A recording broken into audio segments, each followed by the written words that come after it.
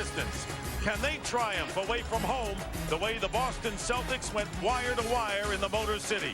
This second-round matchup of flashback rivals is picking up momentum after a split of the first two games. And welcome to the parquet floor at the Fleet Center. Dick Stockton along with Hubie Brown and Cheryl Miller. And if the Celtics could, Hubie, they would bottle their performance in game number 2, take a swig every time they would take the floor. It was that good. Well, Dick, a well-executed game plan. They continued to isolate and post up on the left side of the floor Paul Pierce, Eric Williams. They continued to break down the Detroit defense. They won the battle at a point, 42-18. Now, as a team, they shoot a very high percentage. They make 6 threes. They shoot over 80% on the foul line. 5 guys in double figures, so the offense is cooking. They dominated the rebounding by 18, a plus 18. Now, 3 guys, Unseld, unheralded, stepped in and did a great job. Now, with Petit and Rogers, look at the points at the center position. 19 points and 21 rebounds and excellent shooting. At the small forward position, Eric Williams comes in with the 18-8, and then he also makes 3 threes. Dick, a beautiful, well-rounded game by Boston. Couldn't ask for any more for Jim O'Brien's crew. Meanwhile, the Pistons lost 2 games here by a total of 39 points. Jerry Stackhouse, their scoring leader, probably put it best. He said a setback is a setup for a comeback. A risky line, I might add, to repeat. Where do they have to start? Well, first you start with your half-court game. Detroit shot 28% inside of the arc. That will not get it done. Now you say, what? Hey, they made 12 for 29 in threes. Yes, I agree. But when you attempt 29 threes, 2 negatives happen. You get very few second shot attempts because of the long rebounds. How about 8 for the game? Plus, they only got to the foul line 18 times and missed 7. So we know that things were going poorly for them. 2 players must step up. These are 2 of your top 4 scorers. Chucky Atkins is struggling in this series. He went 2 for 10. Corliss Williamson 2 for 10. They've got to get in the flow here. Now we're going to give you a graphic of stats of 4 of the 5 top scorers for Detroit. Now you can see Robinson and Corliss Williams are your 2 post-up guys. These are their shot attempts in 2 games. Neither player has shot a foul shot attempt. Down below, your 2 slashers, Chucky Atkins and John Berry. They are your guys that get to the line a ton and shoot a high percentage. They both have only attempted 1 foul shot attempt. Now, Dick, if Detroit is going to win this series, you've got to get to the line, and you've got to have a game inside the arc. And they're going to have to do it on the road. Now, we know that the Pistons finished the regular season winning 18 of the last 21 away from home. That's a distant memory. They are still looking for their first playoff win on the road.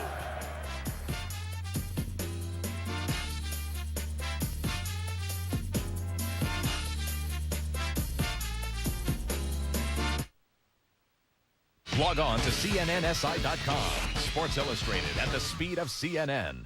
Next week, the history of parsley. Hey, Teach, I'm not sure why I got 29 wrong. Number 29. How can one use tofu to make a lighter dish? You wrote, I can trade it in for chicken. Shrimp? The Friday's take on eating light? It should never be light on taste. So try our new pecan-crusted chicken salad. Eat what you love where you eat at Fridays. Hey, guys.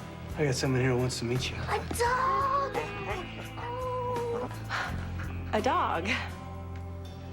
A dog. But you told them we couldn't get a dog until we got the house. Did you hear something from our lender? We got the house. Call the Fannie Mae Foundation for a free guide to help put you on the path to home ownership and for a list of lenders and credit counselors. Sounds like a good thing.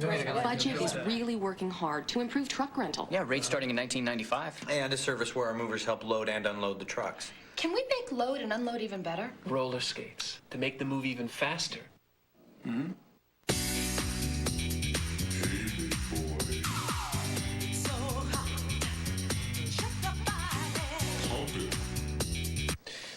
They don't need roller skates. Yeah, no, not roller skates, but load and unload. I think is that your idea? That's a terrific idea.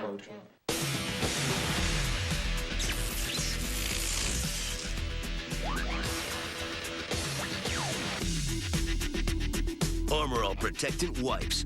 Armor All shine and protection in a wipe. A leader on site meets the leader online.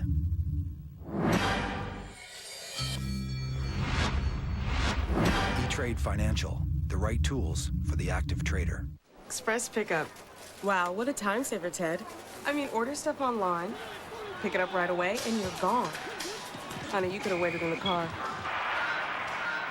It's like we're barely even in the store. Isn't Express pickup great? No. Save time if you want to. Express Pickup. Order online, pick up right away. Or we'll ship to you. Circuit City. We're with you. Can I leave my... I'll get it. Oh, here they are.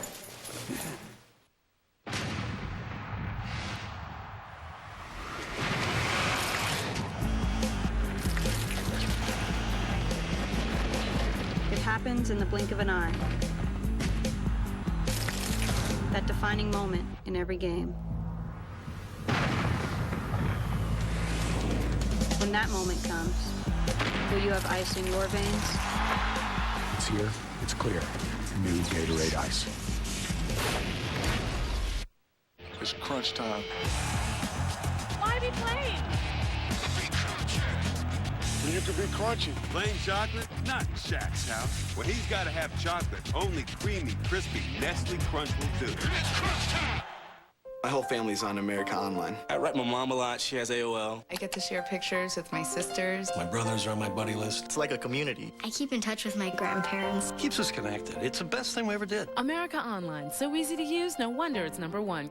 Thank you for calling American Express. This is Tara Hilton. How can I help you? Talking to our card members, I just enjoy doing that. I've been an American Express financial advisor for 13 years. I get to know customers. I listen to them. They can give you all the service that you need. Thank you. We were able to make different travel arrangements. Some small way, you were able to influence people's lives. It helps take out some of the stress in their life. Which is an amazing thing to be able to do.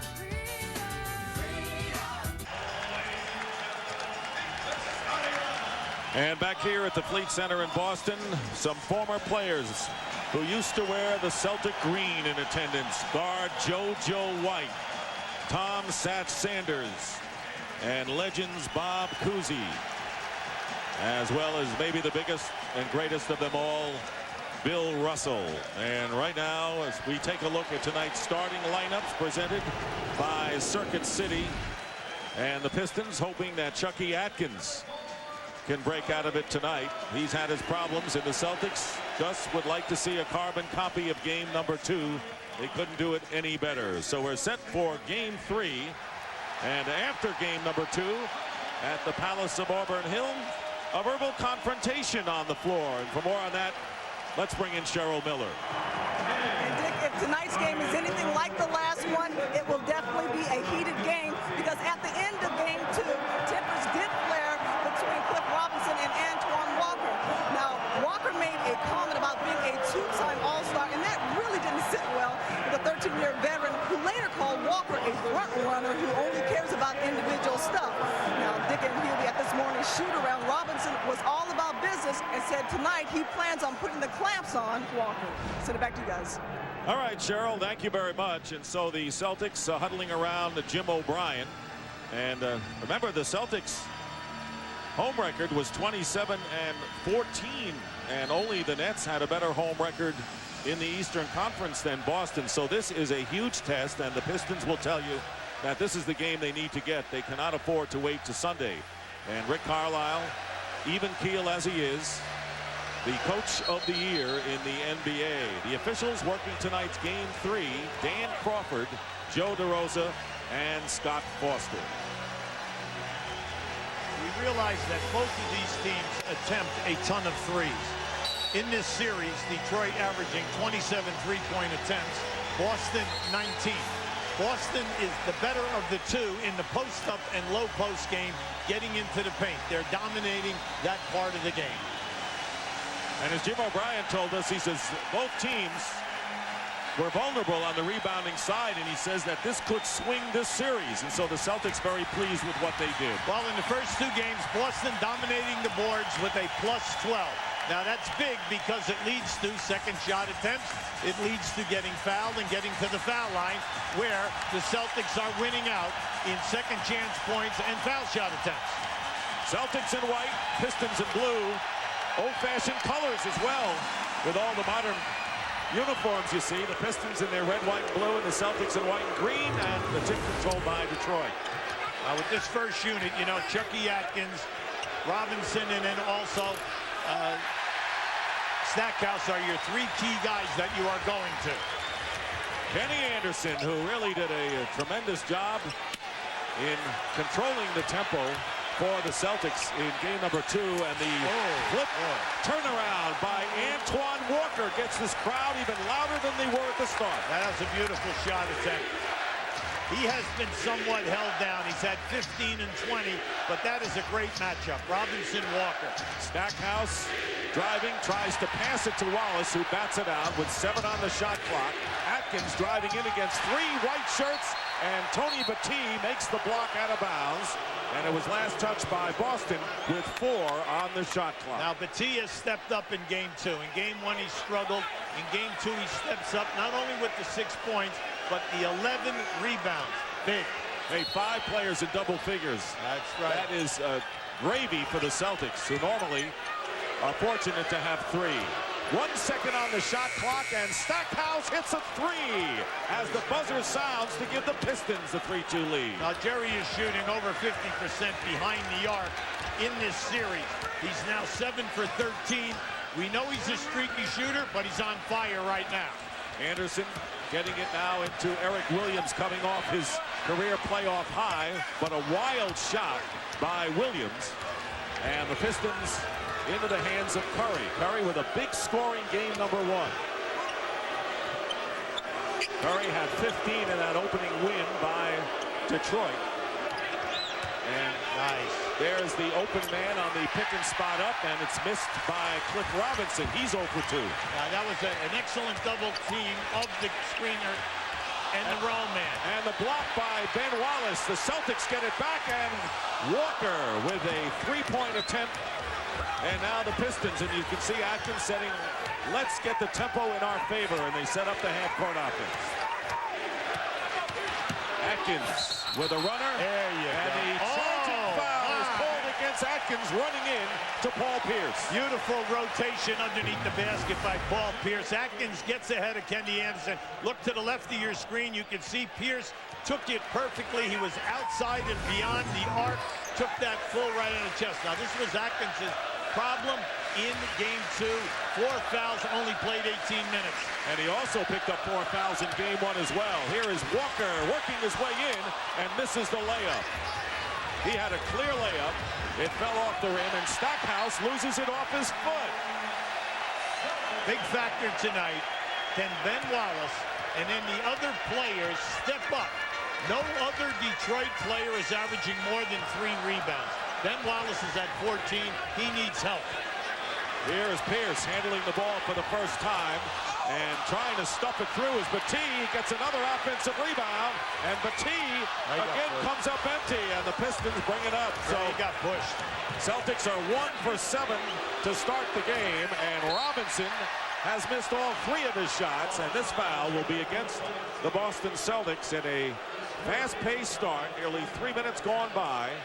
And the foul is against Tony Battie. Now, if I'm Battie, I'm upset because I was definitely pushed in the back down at that end by Ben Wallace. It forced me to miss the shot.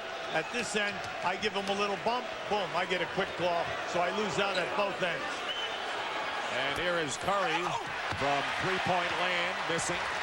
Pistons have to be careful not to rely again on those 3-point shots.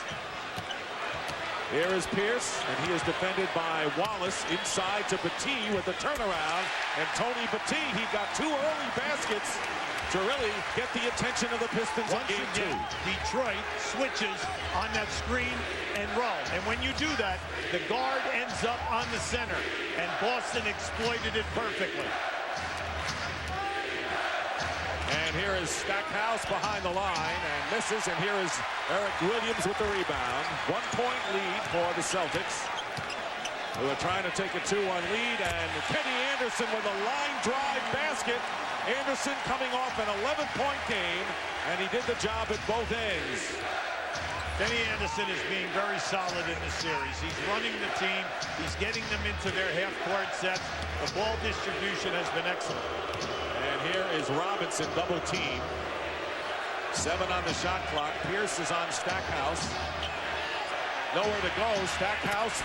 And it looked like a force for Stackhouse initially, but he manages to get the basket, and he has all 5 Piston points. Now, Pierce could not play that play any better. He was right up on top of Stackhouse.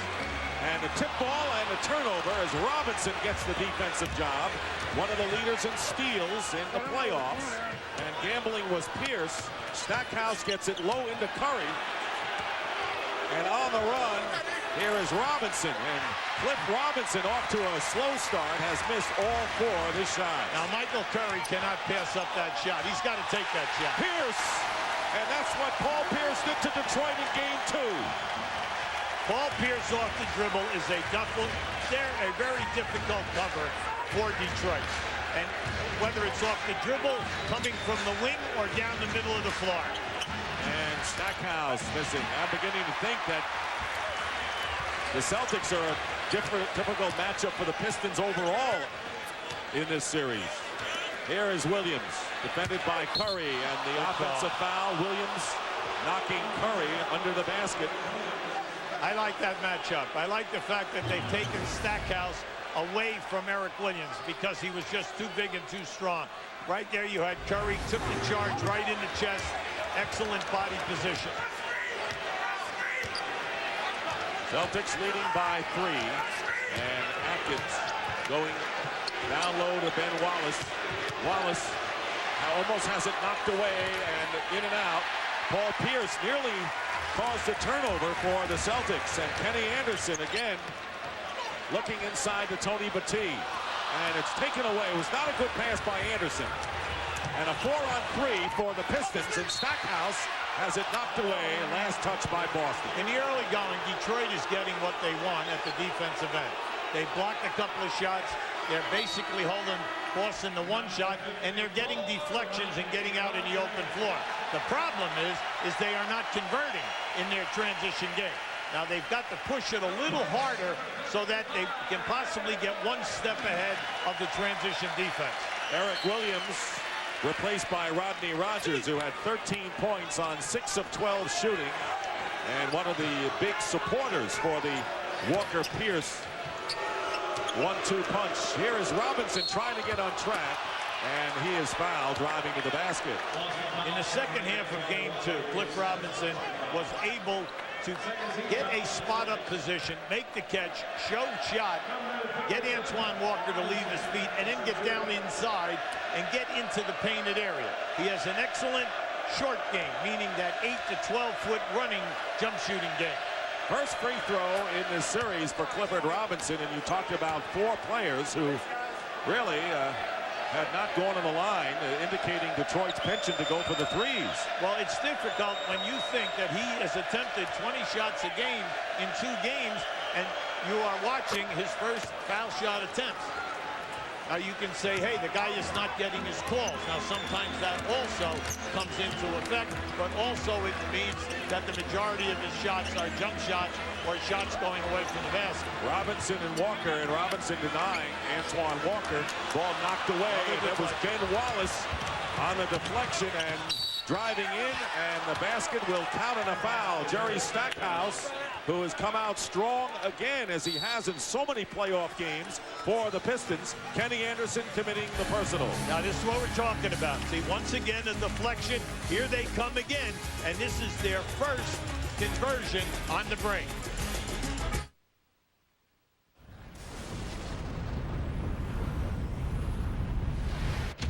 This is Silverado Heavy Duty, with the most towing capacity of any heavy-duty pickup.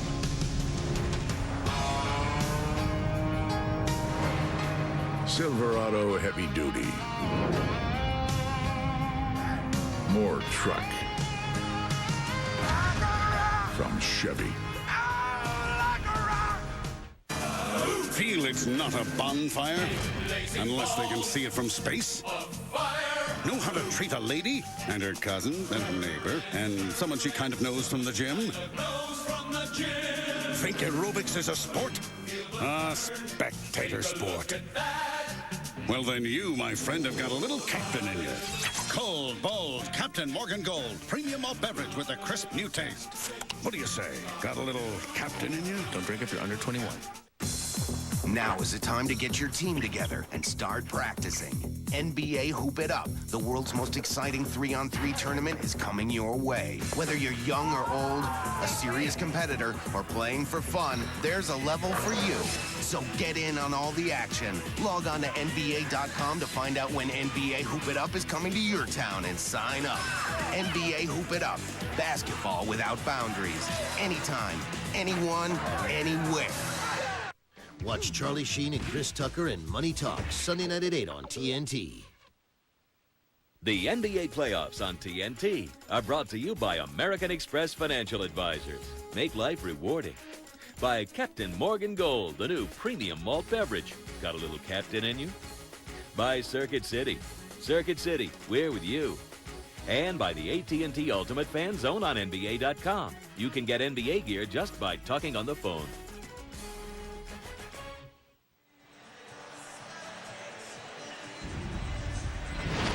We'd like to show you the Celtics running a pick and roll. Now, you're going to see the screen here. Here is Ben Wallace playing the screener. Now, as Pierce comes over the top, you're going to see they step out. Now, as Petit rolls, he has the guard defending him.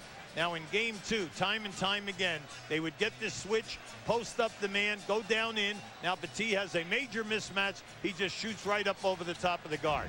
You must punish them when they think that they're going to get away with a switch in that situation. Well, this isn't a bad start at all for the Pistons when you consider they are shooting 3 of 12 from the field, leading by 1 point. So they're not shooting well, but they are up, and a chance to increase their lead. Jerry Stackhouse, who already has a 3, can now complete the conventional 3-point play if he makes the free throw. And he really has gone to the line. He cannot. Stackhouse with 7 of the Pistons' first 9. Main thing right now, you can see that the Boston Celtics are sluggish. They do not have their quick feet, especially at the offensive end of the floor. Rodgers, and not only are they sluggish, out of sync, 5 turnovers already by the Celtics, and we still have 5:25 to go in the opening quarter. Well, that's a war right down in there. Cliff Robinson and Antoine Walker, they're both fighting one another down in the post. You never pass the ball to a post-up guy until he calls for the pass. Clifford Robinson finally hitting a 3. Robinson now giving the Pistons a 4-point lead.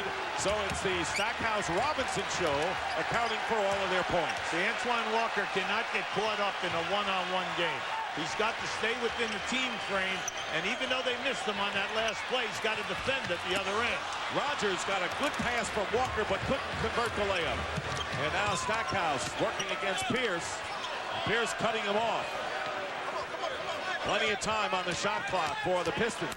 Atkins going behind and driving as Curry, and the Pistons stunning the Celtics and taking the crowd out of it early, leading by 6. Now that was a primetime dunk. That was beautiful basketball. They trap the man coming off the screen. They rotate the ball right back to the free man who is spotting up in the. How about this? Look at this. Over the top of Rodgers. Dunking with his left hand. Michael Curry. And a 20-second timeout called by the Celtics.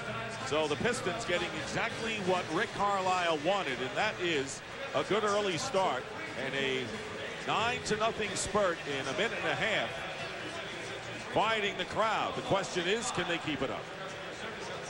They ended the season winning 18 out of 21 on the road. They played 2 road games in Toronto, lost them both. In game 2 of this series, they could not get their half-court game going. They could not get high percentage shots. Their defense forced very few turnovers. All of a sudden tonight, Detroit is out here. They're forcing turnover of turnover. Boston Celtics looked like they did in game 1, ragged in their half-court execution. The main thing for Detroit right now, keep the deflections going and convert in the open floor. Well, the Pistons are not chopped liver. You know, did not go 50-32 for nothing and win the Central Division title and have the second seed. Here is Pierce, and Pierce draws the foul. So Paul Pierce, who is still looking to hit his first three. Believe it or not, he led the league most points from three-point range, but he is 0 for 7 so far in this series. Stackhouse committing the foul, and Pierce is on the line. Coming up next on TNT, you won't want to miss the Lakers as they look to bounce back in Game 3 against the Spurs from San Antonio. And then Monday on TNT, Game 5 of the West semifinal between the Mavericks and the Kings at 9 p.m. Eastern.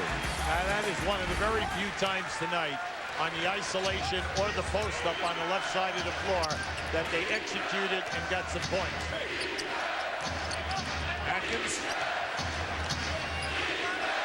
Atkins guarded by Tony Delk, who has come into the game, and there is Curry with a spin move and going in against Rogers and Eric Williams. See, Curry can be an unsung hero here, and by that we mean he's shooting 67% from the floor and 80% in threes.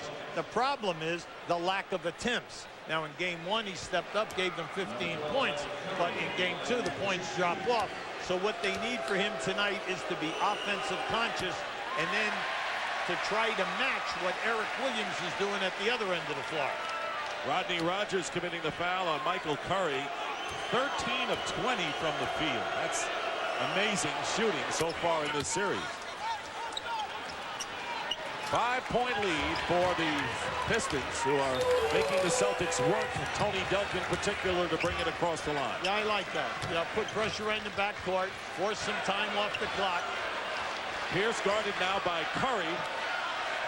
8 on the shot clock. Rogers missing the three, and of course the Celtics like him out there because it brings Wallace away from the basket. Well, I like what Wallace did. Wallace was right down in there ready to trap Paul Pierce if he put it on the floor. Force Rogers to make his first three. Atkins missing from three, but Wallace getting the offensive rebound. He had 5 in Game 2. He has been a terror off the offensive glass. And there's Wallace again backing in against Rogers, and up and under, and it's stripped away by Paul Pierce. He's getting his opportunities down in the box area. It's the third game. He's getting his chances, Vic. He's got to get some points on the board. Antoine Walker getting the basket and the foul. So the spin move by Walker, and he'll go to the line for a three-point play opportunity. Yeah, very talented young man. He just uses a drop step here, gives you an up and under, and then because of the fact he's a scorer with a scorer's touch, he can split the defense and put it on the glass for you. The foul was against Ben Wallace. As you mentioned, we have not really seen the explosion from Antoine Walker yet in this series. Well, the scoring has been spread out, and even Pierce's numbers are reduced. But then again, you like that because that means that Anderson, Rogers, and Williams are stepping up and giving you major points. 3:02 remaining in the first quarter, a 2-point Piston lead. Get me undercover, brother. Log on to NBA.com to enter the Go Undercover NBA sweepstakes and win a trip for 2 to the 2003 NBA All-Star Game in Atlanta. Watch the playoffs on TBS and TNT and see Universal's Undercover Brother in theaters May 31st. Feel it's not a bonfire unless they can see it from space? Know how to treat a lady and her cousin and her neighbor and someone she kind of knows from the gym? Think aerobics is a sport? A spectator sport. Well, then you, my friend, have got a little captain in you. Cold, bold, Captain Morgan Gold. Premium malt beverage with a crisp new taste. What do you say? Got a little captain in you? Don't drink if you're under 21. Hi. Sorry I'm late. Hey, here we go. How's the book? I don't know. Kind of same old, same old. Have you read anything interesting lately? Yeah, actually I have. What is it? Well, you've read the Bible, right? Yeah. Well, this is the Book of Mormon. It's a companion to the Bible. It's another testament of Jesus Christ. You can now have your own free copy of the Book of Mormon just by calling this number. I was looking for something moving and uplifting, and this is it. Tell me more. I just feel so peaceful when I'm reading it, and I'm kinder to others, and I have more confidence. It's completely transformed my life. To receive your own free copy of the Book of Mormon, just call this number. It's a gift from the Church of Jesus Christ of Latter-day Saints. And let me know how you like it. Okay. I think you will.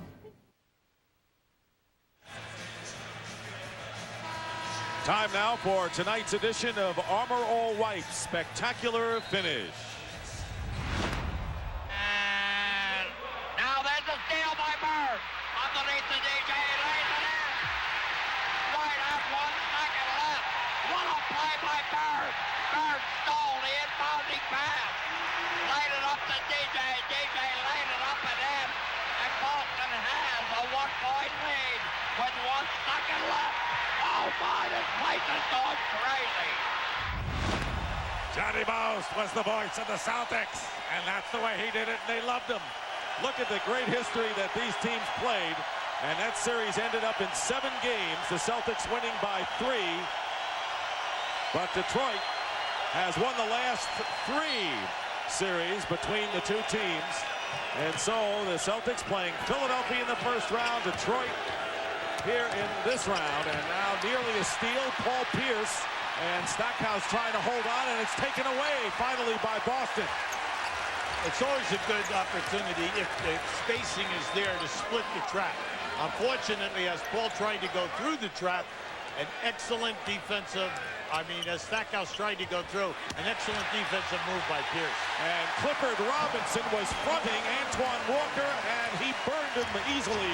He has 7. Well, Detroit fights you for that spot, and also Boston. Both teams tried to front you and force the pass over the top. So we're tied at 15, and a tip ball, and Pierce knocking it out of bounds. But the Celtics seem to have regained some of that quickness they lacked early. Pierce is very quick in the passing lanes. He's averaging over 2 steals a game throughout all of the playoffs. Has an excellent nose for the ball. Atkins with Robinson, Wallace, Curry, and Stackhouse, the same 5 who started the game. Ball knocked away, and Pierce with yet another steal. There it is. Very quick hands by the Celtics. Pierce for 3. And the crowd groans as that one was practically through the net before it came out. Well, you made a good point earlier. He was 0 for 7 before that 3 in the series, and we know that is not part of his game. His game is shooting a high percentage behind the three-point arc. So it's safe to say he is now 0 for 8. Off the screen, Atkins into the corner. Clifford Robinson has 1 basket. Atkins, and he does not get it off in time. Tell you, Boston has turned the screws on Rick Carlisle's offense in the last several minutes. Yeah, they're doing the moving of your feet is the key. Because when they kick the ball out off the dribble and you rotate out on a man, if he gives you the ball fake like we just saw, and then he tries to blow by you, you must move your feet and get in front of him and cut off the lane. And we're seeing it time and time again. Stackhouse is going out, Hubie, and replaced by Corliss Williamson. And here is a player that the Pistons need to get going. Well, not only 6th man of the year because he averaged 16 points, shot over 50%, but in the Toronto series, he gave you that 14 to 15 every night, shot over 50%. But he's struggling in this series. And Pierce, defended by Robinson, working his way in against Robinson, and Robinson tips it away. And they're going to call the foul on Robinson, and he is not an emotional guy, but he is very upset with that call. He thought he had the ball. Well, he should be, because the call was made from the other side of the floor. There it is right there. That was all ball. That should have been a strip, a good deflection. The referee who made the call was not the referee who was in front of the play, or the referee who was on the baseline behind the play, but the referee on the opposite side of the floor. Absolutely right. It looked like he only hit the ball. So now with 9 on the shot clock, nearly a minute to go in the first quarter, Pierce on the double team, passes out to Tony Delk. And out of bounds. And last touch by the Pistons. So the Celtics get another opportunity. Now Detroit, they are getting to the double team quicker tonight. They are not allowing Pierce to go one-on-one and coming late. They call that trap the man off the dribble. Tonight they're getting down there on the catch, and they're making it tougher for him. Pierce with a minute to go. The turnaround. And Wallace snares it off the glass. Already 6 rebounds for Ben Wallace. Well, 14 a game, not bad. You know he's out here every night working, no doubt about that. Leading the NBA in that department, posting up now against Tony Battie. Wallace loses the ball. He has trouble holding on to the ball in the post. We know he's not a great offensive threat. Tony Delk missing from 3, fighting to get his own rebound. He's an energy player. And this time the shorter shot from the baseline goes off as well. Right now, Detroit has got to read the clock and understand that the primetime post-up guy right now is Corliss Williamson. You got to get him going. Atkins with a reverse lay-in. Talk about getting a guy going. 5 in each game for Chucky Atkins. And now playing for the last shot of the first quarter. The Celtics trailing by 2. You're Detroit. You love the pace. Boston only has 15, and they're at home. Pierce driving in. Went right through the middle, right through the heart of the Pistons defense. Well, you get a shot here. And here is the shot, and it's off the rim. So a low-scoring first quarter. Paul Pierce with 6. Walker with 7. The 1-2 punch. They have difficulty guarding him off the dribble. Whether it's Stackhouse on him, whether it's Curry, it does not matter the matchup. He has been able to take any Detroit Piston defender and beat him to the glass. We're tied at 17 after the first quarter of Game 3.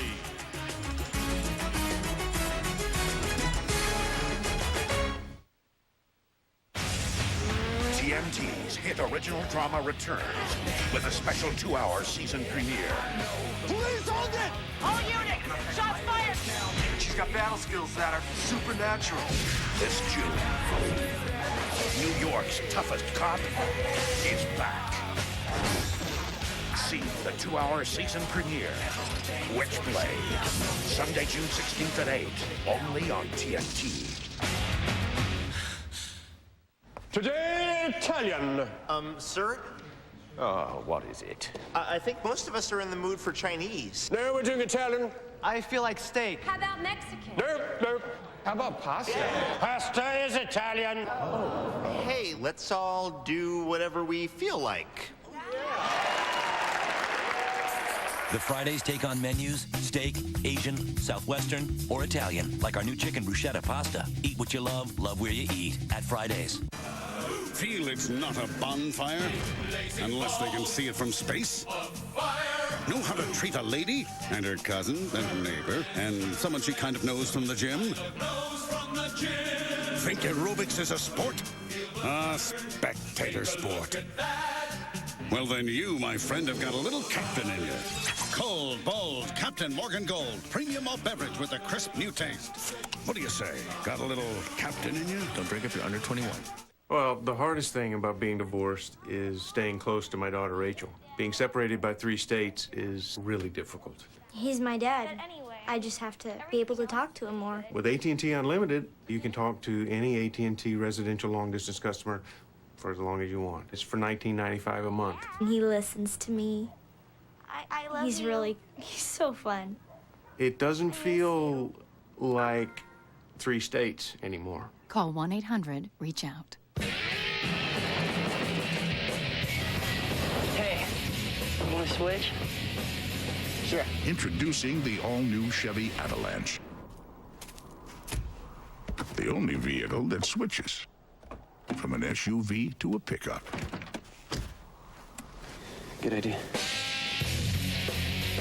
Chevy Avalanche, Motor Trend's 2002 Truck of the Year. Avalanche, like a rock. Start the second, tied at 17. We had almost as many turnovers as baskets in the first quarter. 12 turnovers, only 13 field goals. Both teams shooting under 40%. Detroit at 35 and Boston at 33. Stackhouse with 7, leading the Detroit Pistons, and there is the story. Tonight, Dick, we have 2 excellent defensive teams. They're prepared. They shoot the passing lanes. They're very quick on their rotations. They are noted. They're in the top 5 in most of your defensive categories. So they're going to make the passing angles difficult. So it's up to the passer to increase the passing angle and get a better percentage pass. Paul Pierce pulling up for the jumper. And the rebound by Ben Wallace. Damon Jones has checked into the game, played very effectively for the Pistons in game 2, especially with Atkins and his foul trouble. Wallace is with him with Robinson, Curry, and Corliss Williamson, and the offensive foul as Pierce hits the floor again. Once again, yeah, down inside, Dick, because the defender is trying to front the post-up guy. The post-up guys are getting anxious tonight, and they're using their forearms to clear the man.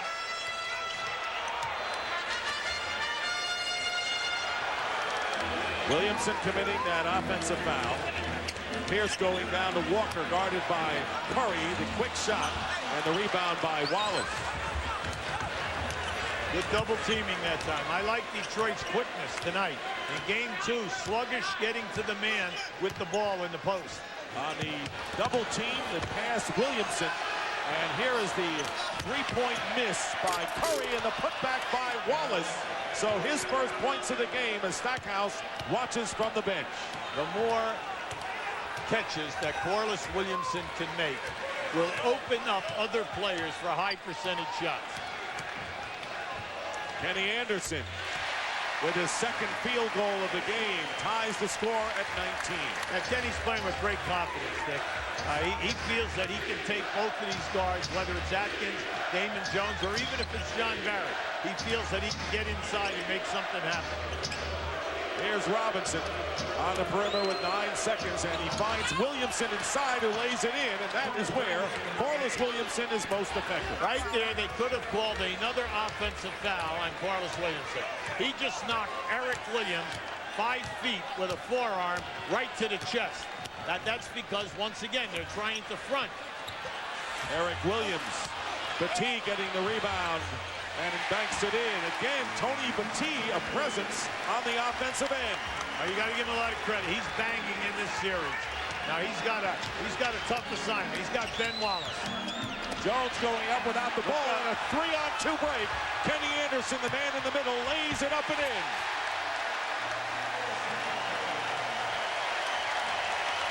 And the Celtics leading by 2. That was a beautiful look-off by Kenny Anderson. Both defenders split and picked up the 2 guys in the outside lane. He kept his dribble and finished. Beautiful play.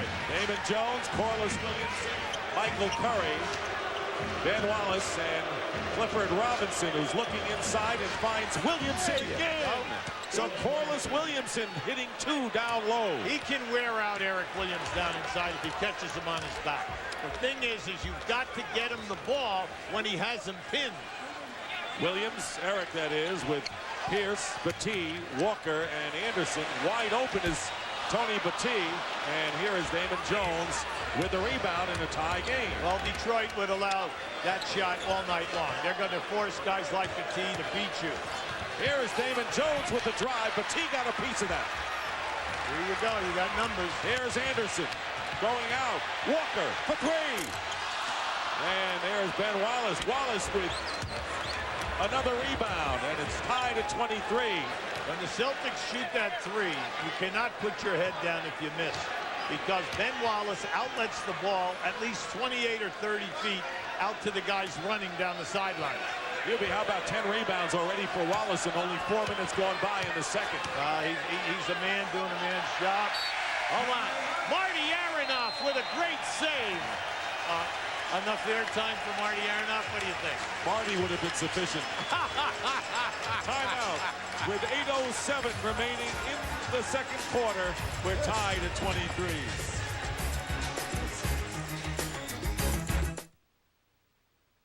This weekend, get into the drama on TNT. Saturday night at 8, watch Major League. And Sunday night at 8, don't miss Money Talks. It all starts this Saturday night at 8, only on TNT.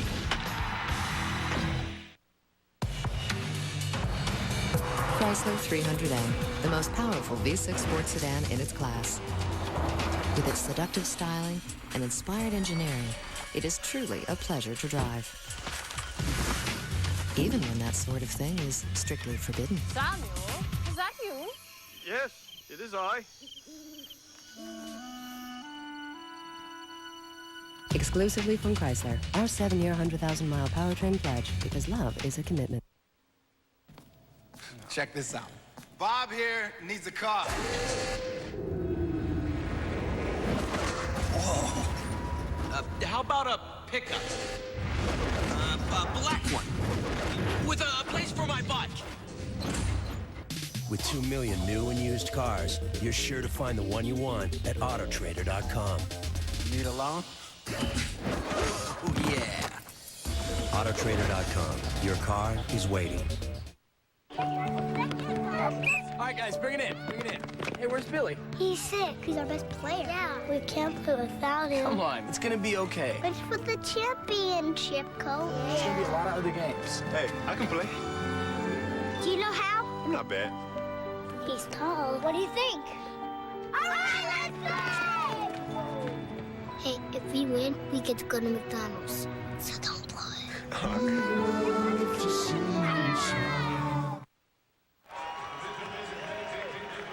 Welcome back to the Fleet Center. Now, very rarely do I get tongue-tied nervous about an interview, but I'm joined by, in my opinion, the greatest player of all time, Mr. Bill Russell. And Bill, looking back at your brilliant career, in less than a year, you were able to win an NCAA championship, an Olympic gold medal, and your first NBA title. How thrilling was that time for you?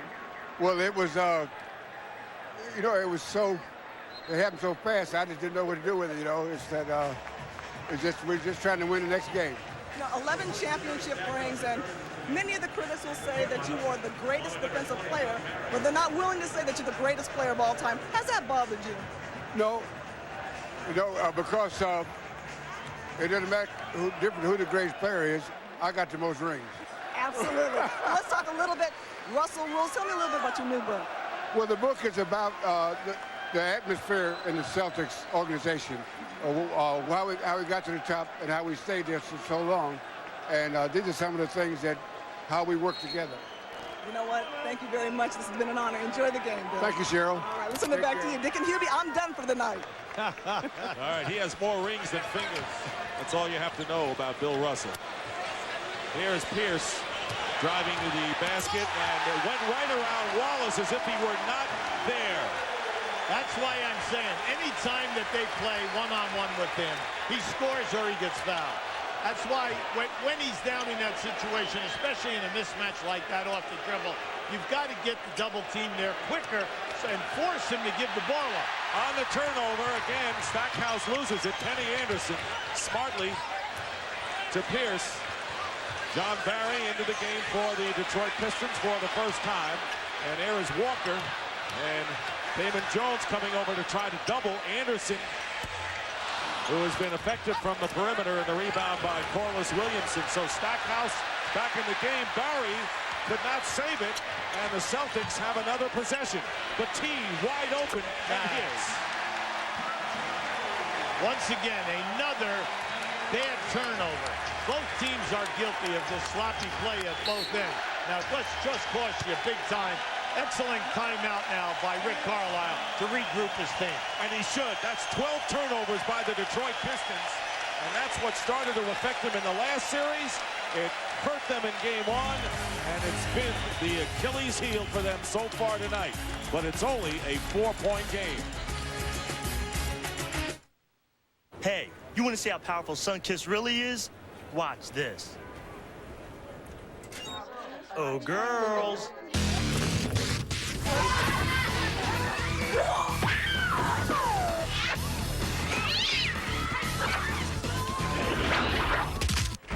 This might take a while. Sunkist, experience the charge. At DirecTV, we've made it easier to have your choice of great premium packages. HBO, Stars, Showtime, Cinemax, and Sports Pack.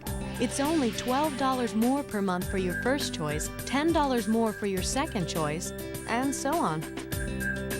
The more you buy, the more you save. Now is the perfect time to get those premium channels you want most. Order now at DirecTV.com or call 1-800-DirecTV. Nothing happened. Keith slipped up with his woman. Now it's her game. Rule number 1, never panic. And her rules. She ain't no amateur. But sometimes, two can play that game. Show her who's the man in this relationship. Show her who's wearing the big draw. There's a place where all your fantasies can come true. There's just one rule. Don't fall in love. Winner of 2 Academy Awards, Moulin Rouge. Catch these 2 great movies now before they're gone. The NBA playoffs on TNT are brought to you by Chrysler. Drive equals love. And by Wagner Spray Tech for professional painting results fast.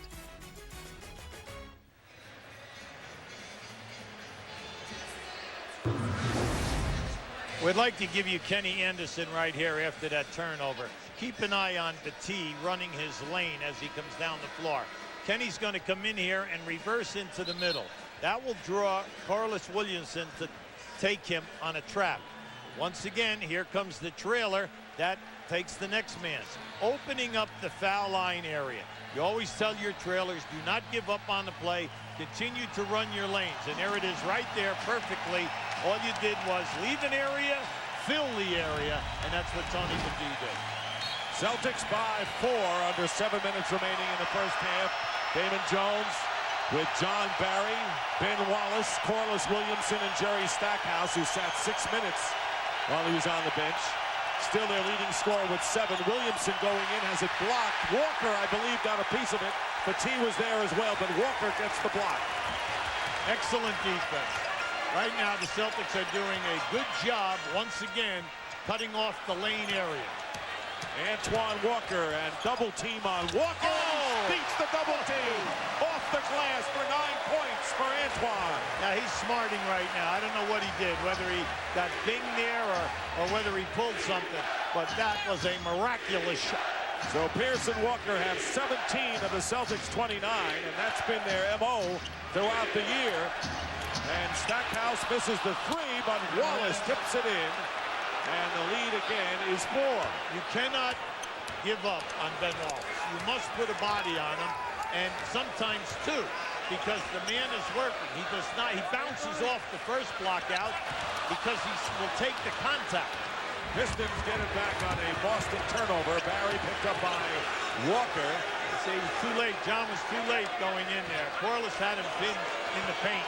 And there is Williamson with Petit's hand in his face. Williamson off the glass. And Kenny Anderson pushing it up and finds Walker for the lay-in. What a play by the Celtics. And they're up by 6 points, so the Celtics matching their biggest lead of the game, and a 20-second timeout called by Rick Carlisle. Right now, the Celtics are hot. They're holding you to 1 shot. Kenny Anderson reading the lanes well. It's a beautiful cut by Walker. You like to see execution. Rick Carlisle right now has got to talk to his club, because in the last 3 to 4 minutes, they're giving up the easy points, easy shot attempts. This is too reminiscent of Game 2 in that first half, when the Celtics, every shot that they were taking was either a layup or a wide-open jump shot within 17 to 18 feet. Well, the 1-2 punch at it tonight. Walker and Pierce in the playoffs have combined for 50 points. They scored together 37 in each of the first 2 games, but Walker with 11 and Pierce with 8. And they're off to a brilliant start tonight. Boston leading by 6. And the Pistons trying to respond as John Barry fires from 3. And the fight into the corner, Corliss Williamson the victor. Jones trying to get it to Williamson inside. Petit fronts him, and Jones from the baseline with a tough shot. Yeah, he has come in and it's been a spark in all of the games. He's been able to put up quick numbers for them. But what they need is for John Barry and Atkins to get some good looks on 3-point shots and then shoot the high percentage. And the extra pass to Rodney Rogers in the corner. And again, the Pistons with Barry, Stackhouse, Robinson, Jones, and Williamson. And the turnover as Barry thought that Stackhouse was cutting, and he was not. That's right. He was spotting up in the corner. He was wide open. That's what happens when you make that blind pass. Battee up front with Walker and Rodney Rogers, Anderson, and Pierce at guard. 7 on the shot clock. The crossover dribble and the pass a little bit too hard. And that time, Williamson tried to throw the ball off of Anderson's foot and could not. So the Celtics will get it back with 4:07 to go as Michael Curry returns to the game, replacing John Barry. In the last minute, we've just tried to see guys make a pinpoint pass. There's no reason to force it through. There's plenty of time on the shot clock. Take your time, regroup, and run what you want to run, especially at the Celtic end. There's no reason to hurry because you know anytime you take your time, your isolations and post-up, your guys are operating and doing a good job. Here's right there. Boy, Pierce almost got a roar from the crowd. He was so open. He couldn't believe he was that open. Not used to that. That's right. And here's Williamson inside, but a reach-in foul. And Rodney Rogers with personal foul number 2, 3:46 to go. The Celtics committing the first team foul by either squad here in the second quarter, and we have 3:46 remaining. If the Pistons work through Corliss Williamson down inside, you got to get the guy high percentage shots, but get him on the foul line. He shoots it over 80%. Stackhouse, rebound Williams. Eric Williams, who has come in the game now, replacing Tony Battee. Anderson steps back with a Walker screen. And here is nearly a steal by Rogers. Stackhouse, and into the corner, driving the basket. Curry out to Robinson for 3. And they're really rushing their shots again. Yeah, they are. But, you know, Cliff Robinson is a high percentage three-point shooter, so that is a good shot for him. Tell you, ball turned over by the Celtics, and this is kind of an acrobatic above the rim kind of game we're seeing. Not all of it, though, artistic. All I know is I'm looking at the clock. We have 3 minutes left, and the score is 31-27. Dallas, Sacramento, there would be 2 minutes left in the first quarter. Corliss Williamson again doing the number inside. He has 6 points, all down low.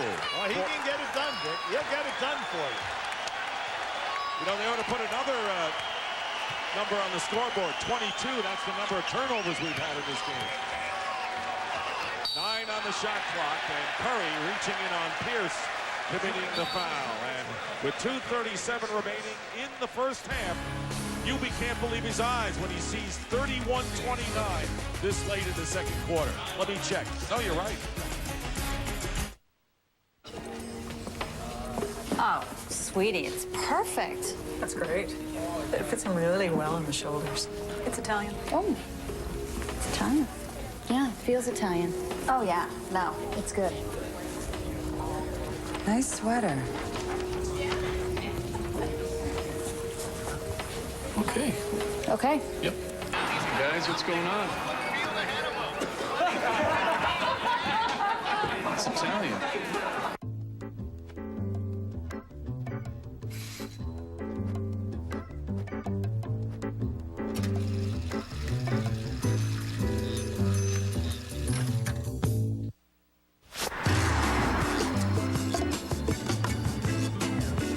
The 200 horsepower Chrysler Sebring convertible. Exclusively from Chrysler, our 7-year, 100,000-mile powertrain pledge, because love is a commitment. You've never seen a Wagner power painter like this before. Now Wagner's innovative wide-shot power painter can spray today's thick one-coat paint better than ever, with complete coverage up to 12 inches wide. The Wagner Wide Shot gives you the power, performance, and control to get results in about a third of the time. The incredible Wide Shot power painter from Wagner, for guys who like to run wide open. Save time, save money. Get a Wagner Wide Shot. Experience NBA.com on America Online. See the best action shots and off-the-court photos every night. At America Online, keyword NBA.com. You know the players. You know the lines. just a bit outside. No wonder it's a new classic. See the Saturday night new classic Major League tomorrow night at 8. Maybe we got to do one of those waves. On TNT. Come on, baby. Come on, Ricky.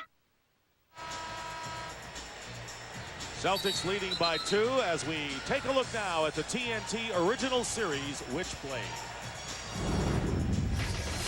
This June,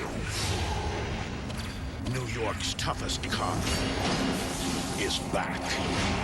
Witchblade. See the 2-hour season premiere Sunday, June 16th at 8 on TNT. Tony Batiste checking back in the Celtic lineup, joined by Paul Pierce, Antoine Walker, Kenny Anderson, and Eric Williams inbounding the ball. Damon Jones is seeing a lot of action. The backup point guard really playing more time than Chucky Atkins in the series. Pierce steps back and hits his first 3 after missing 8 in this series. He just has such a great touch. Over 82 games. He shot it over 40%. He usually attempts 6 a night, so it's a major part of his arsenal. Celtics by 5, and Williams nearly fell down trying to get to Curry, and then commits the blocking foul. That's always a difficult call because of the angle. The player is dribbling across the floor, and the defensive guy's trying to get in front. Now, I would have called a foul on the defender because you could see he tried to lunge in front of Curry. 2 minutes remaining in the half. There's the pick and roll, and Curry firing way off the mark. Now that's there for them. They can make that pick, spot up, diagonal pass across the floor and be wide open. Michael Curry, we told you coming in here, has been shooting and making 3 of these every night. Well, Pierce misses from long range, but Batiste getting the offensive rebound. And now Antoine Walker spinning his way in, and Stackhouse snares it away from Batiste. Stackhouse is doing an excellent job, averaging 8 rebounds a game in the series. He's helping out a ton on the glass. Here's Williamson. His points tonight have come close to the glass. Good fake by Jones, and he hits the jumper. In game 2, all of Damon Jones' baskets were from 3-point territory. That's why he threw that ball fake, because the defender was flying at him. He got him up in the air, stepped underneath him, and knocked home that shot. So the Piston bench coming alive finally in this series. They have 10 points to none for the Celtics. That was their strength, and they're going to call the foul on Curry, and he knocks Pierce down. Pierce giving Curry an extra stare as he gets up.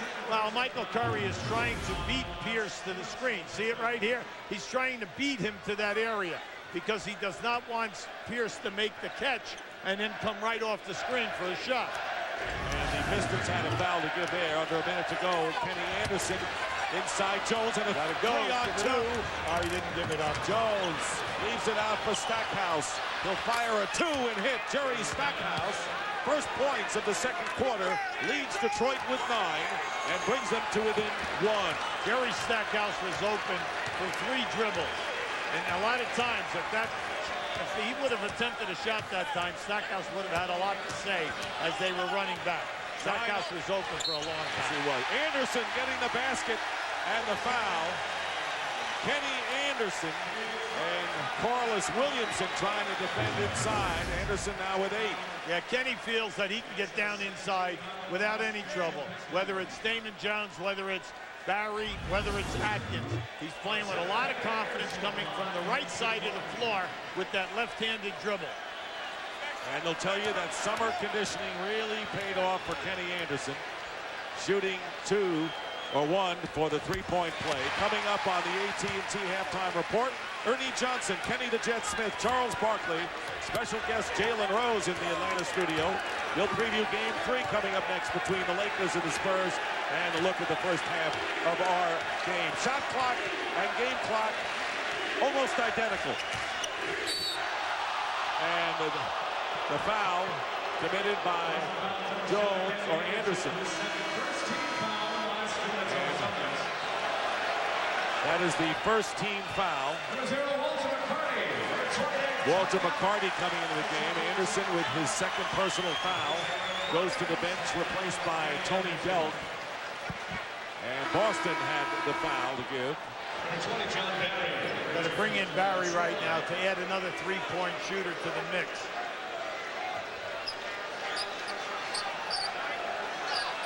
.9 on the clock.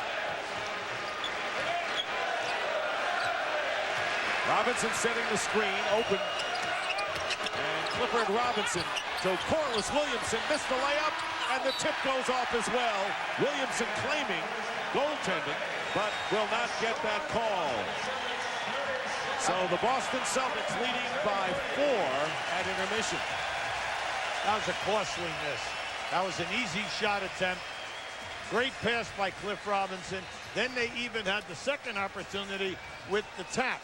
So unfortunately for Detroit, a major miss. Let's go out to Cheryl Miller. Antoine, this is really turning into a defensive battle with both teams, but you got to be pleased with what you guys were able to do, really contesting a lot of shots and limiting them to only one shot. Well, we got to continue to play defense. That's what's going to win the game ultimately at the end. Right now, we've been some point-blank shots. They're going to fall in the second half. Well, we can continue to do what we're doing defensively. We can win this game late in the fourth quarter. Do you like the way that you had a balanced attack offensively, inside and out? Without question, we're going to have to continue that because right now, Detroit's a very good defensive team, so they're going to give you a lot of things. So you got to take what's available, and we got to trust in one another. Good luck in the second half. Let's send it back to you, Jacob Hughley. Walker and Pierce each with 11 points. The Celtics leading 37-33 at the break. And right now, the AT&T halftime show to who else but our 1-2 punch, Kenny Smith and Charles Barkley. Take it away, guys. You happy now, y'all? Yeah. Hey, you know what? Kissing up feels so good tonight. It feels great to be loved. Go ahead. Say welcome to the AT&T halftime report. Welcome to the AT&T halftime Introduce report. everybody here. I'm Kenny Smith. This is Charles, the round mound rebound Barkley. And I am Jalen Rose, of course. And this other guy on the calculator right here, I forgot his. What's his name again? You're not smart enough to add up those numbers by yourself? Well, I'm just doing some division here because these box scores don't have any percentages. So I got that out. And this is 38% and 38%. And Wait, you having a problem? You just said something. I'll tell you what percentage it is. Yeah, you can't do that. At any rate, you got some analysis of the first half here, Jalen? Really, I got a special announcement I want to make first before we get into the analysis of the first half. I want to show you what it takes to really, what happens when you become a studio analyst, when you're one of the greatest players of all time. You can come into the studio 5 minutes before the set, like Charles Barkley did tonight. You see Ernie tying his tie, giving it to him. He's trying to hurry up and get ready. He's happy like he's filming a chorus commercial at this point. He's getting his tie on. He's getting that shirt ready. And he's tucking it in, getting ready for the show. So after you run awards and things like that, that's what happens. And then he can explain that the traffic was really bad tonight as he pulls in here, and I'm just Charles' valet. That's all I'm doing, tying his tie. You know, see, now y'all trying to embarrass me. I get anything. See, you look good. Look at that tie. I get caught in traffic. Traffic's brutal here in Atlanta. Look at that tie. That is a good knot tonight, too. Well, I can't see it yet. I got to see it later. But Chuck, you know not to do anything here. Yeah, that one's good. That's the best one you've made, though. But he has on the tie, so. Very good. Gotta give him some love. I appreciate your help. Hey, the game is 37-33, and the home team is winning. That'd be the Boston Celtics. Give me some first half impressions, or first quarter. They both played scared and nervous. They both played really afraid and nervous. Guys were trying a little bit too hard, but right now, this is a real game because the winner of this game is in control of the series more than likely. And Detroit I think it's tough for the road team to get that second game. This is their game to win. Because if they go down 2-1, Boston's going to play on so much emotion to go up 3-1. They're both playing great defense tonight, but they're both nervous. Do you have actual video analysis aside from what Jalen already presented to us? His was actually better than mine, but I would say I can't wait for yours then. You would say that throughout this series, we've been talking about different people. Paul Pierce has done a great job. We talked about Eric Williams and Kenny Anderson stepping up as that third person, but we kind of forgot about Antoine Walker. And he's a guy who fell in love with the arc. And, but now he's scoring in a couple of different ways, and I think that's really helped him early in this first half and kept the Celtics on bay because now he's going to a low post game, which Charles loves, thinks he can score a lot more if he posts people up. And because he's so versatile, he can be on one end, and then beat everyone up the court. Kenny Anderson throws a great pass, gets a layup, and as well as he's getting those outside shots and he's spreading the defense and keeping Ben Wallace away from the shot blocking, but he's scoring a couple different ways tonight, which is a good sign for Boston. Walker's got 11 points on 5 out of 10. Pierce has 11 on 4 out of 10. By the way, Clifford Robinson, who had words with Walker late in that game, 5 points on 1 out of 6 in the first half. Injury updates to tell you about, as we saw last night, Jason Kidd banging heads with David Wesley.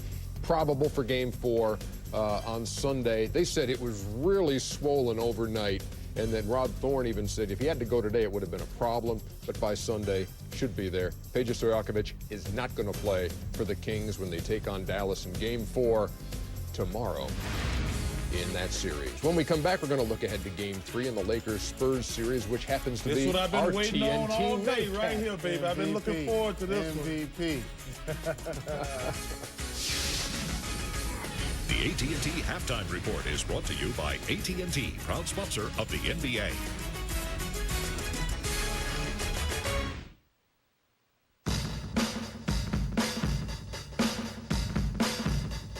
Hey, babe.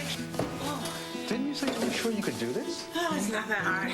I'm not sure I can do this. It's not that hard. To get it to cover evenly, you have to blend the can. So you can't tell the difference in the wall. It's called mixing the batch. I'm a little afraid of yellow. Oh, you can't be afraid of yellow. I thought you said you were afraid of yellow. You can't be afraid of yellow. Wow! I thought you were afraid of this much color. You can't be afraid of yellow. Right? Right.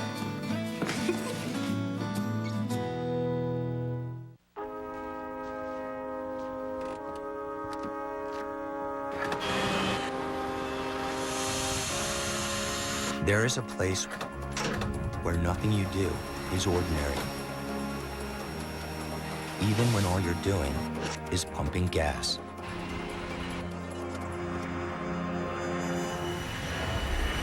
When you cross into the blue, everything is different and important. Especially you. How hot are Old Navy summer shorts? To find out, we tested them on the sun.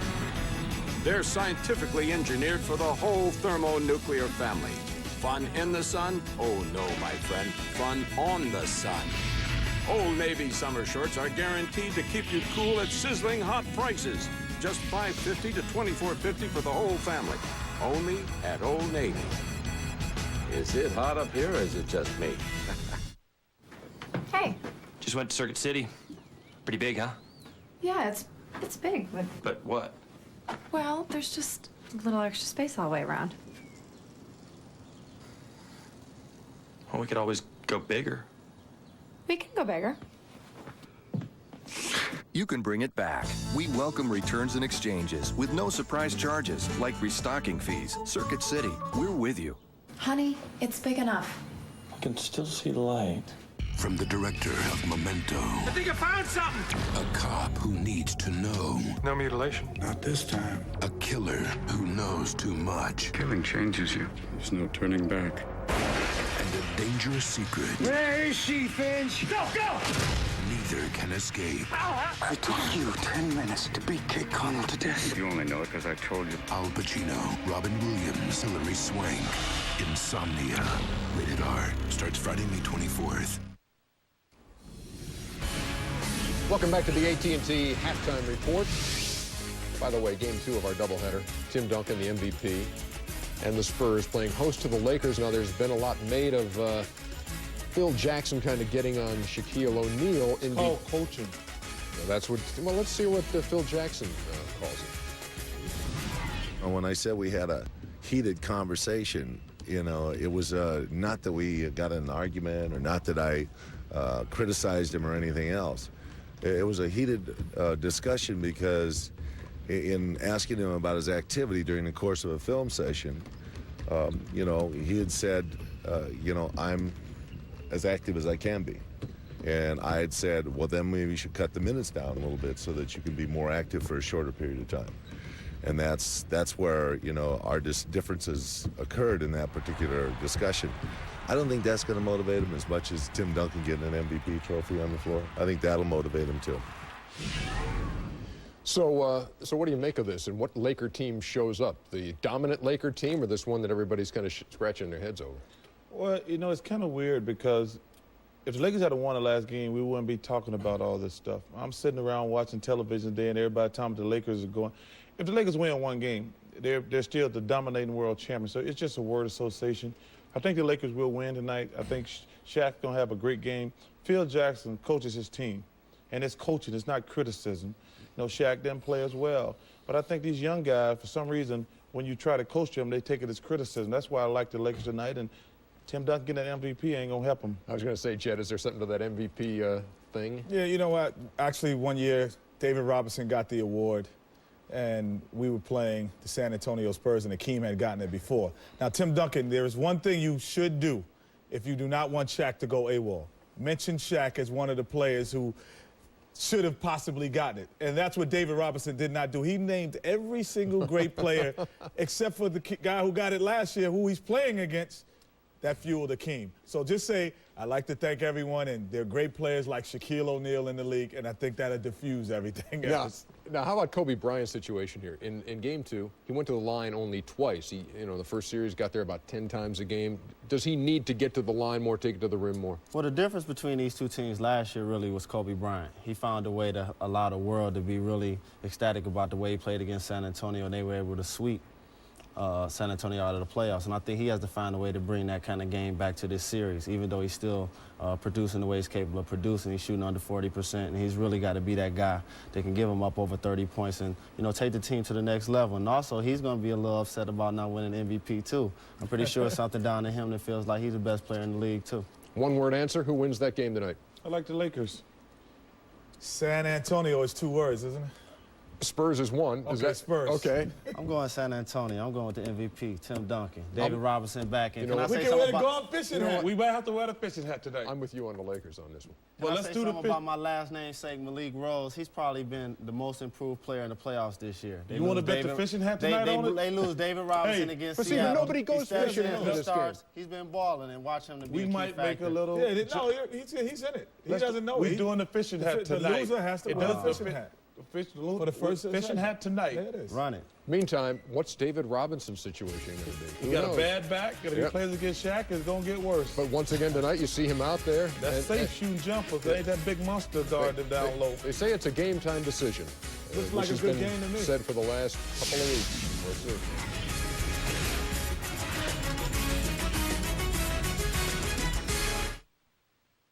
Watch Charlie Sheen and Chris Tucker in Money Talks, Sunday night at 8 on TNT.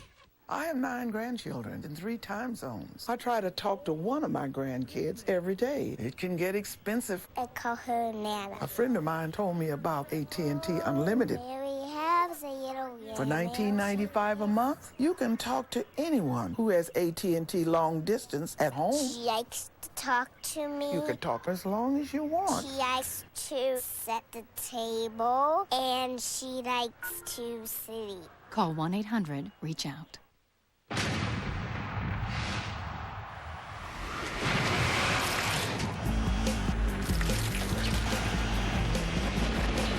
It happens in the blink of an eye. That defining moment in every game. When that moment comes, will you have ice in your veins? It's here. It's clear. New Gatorade Ice. Today we are asking ourselves a lot of questions. Esteban, the lights. Mr. Foley. Questions like, where will I go from here? What do I need to get there? Will I have help along the way? As we stand on the threshold of a bright future, there are answers, and the folks at Dell have them. They'll help you figure out exactly the PC that's right for you, all at a price no scholar can debate. So I say to you today, Carpe Dimension, seize the Dell! Call or go online now and get a Dimension desktop for just $749, featuring an Intel Pentium 4 processor that delivers awesome performance for today's digital media, music, photos, gaming, and beyond. And for a limited time, you'll get a free CD burner or DVD upgrade. There's great deals on notebooks, too. Steven, keep the line moving. Easy to buy, easy to own, easy as Dell. Dell PCs use Intel Pentium 4 processors. This copyrighted telecast of the National Basketball Association is intended solely for the entertainment of our audience, and any retransmission, reproduction, rebroadcast, or other use or dissemination of this telecast, or the pictures, descriptions, or accounts of this game without the express written consent of the National Basketball Association is prohibited.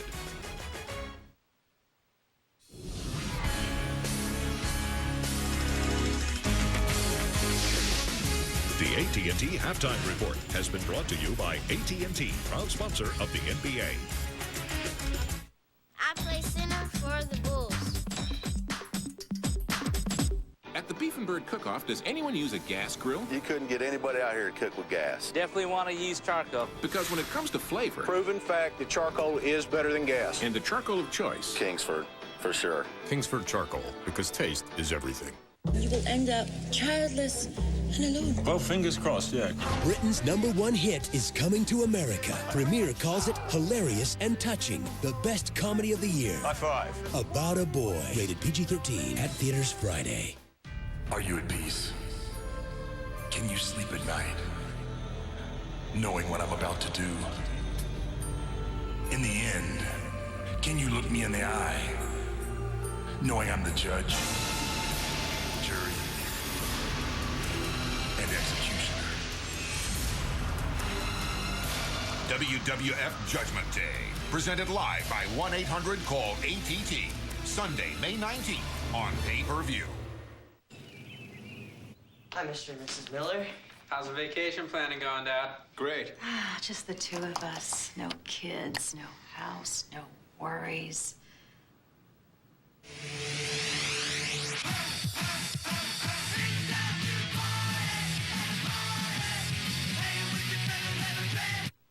Change your search without using the back button. Another way Expedia makes it easy to find the trip you're looking for.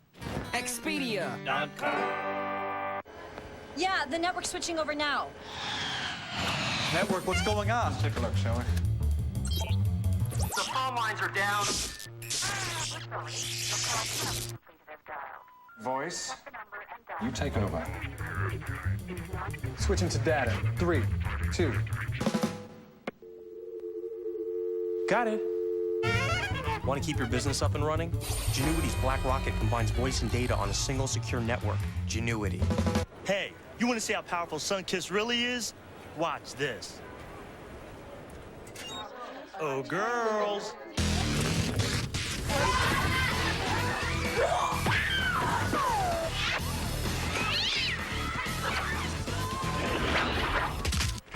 This might take a while. Sunkist, experience the charge. Oh, I think not. Too much.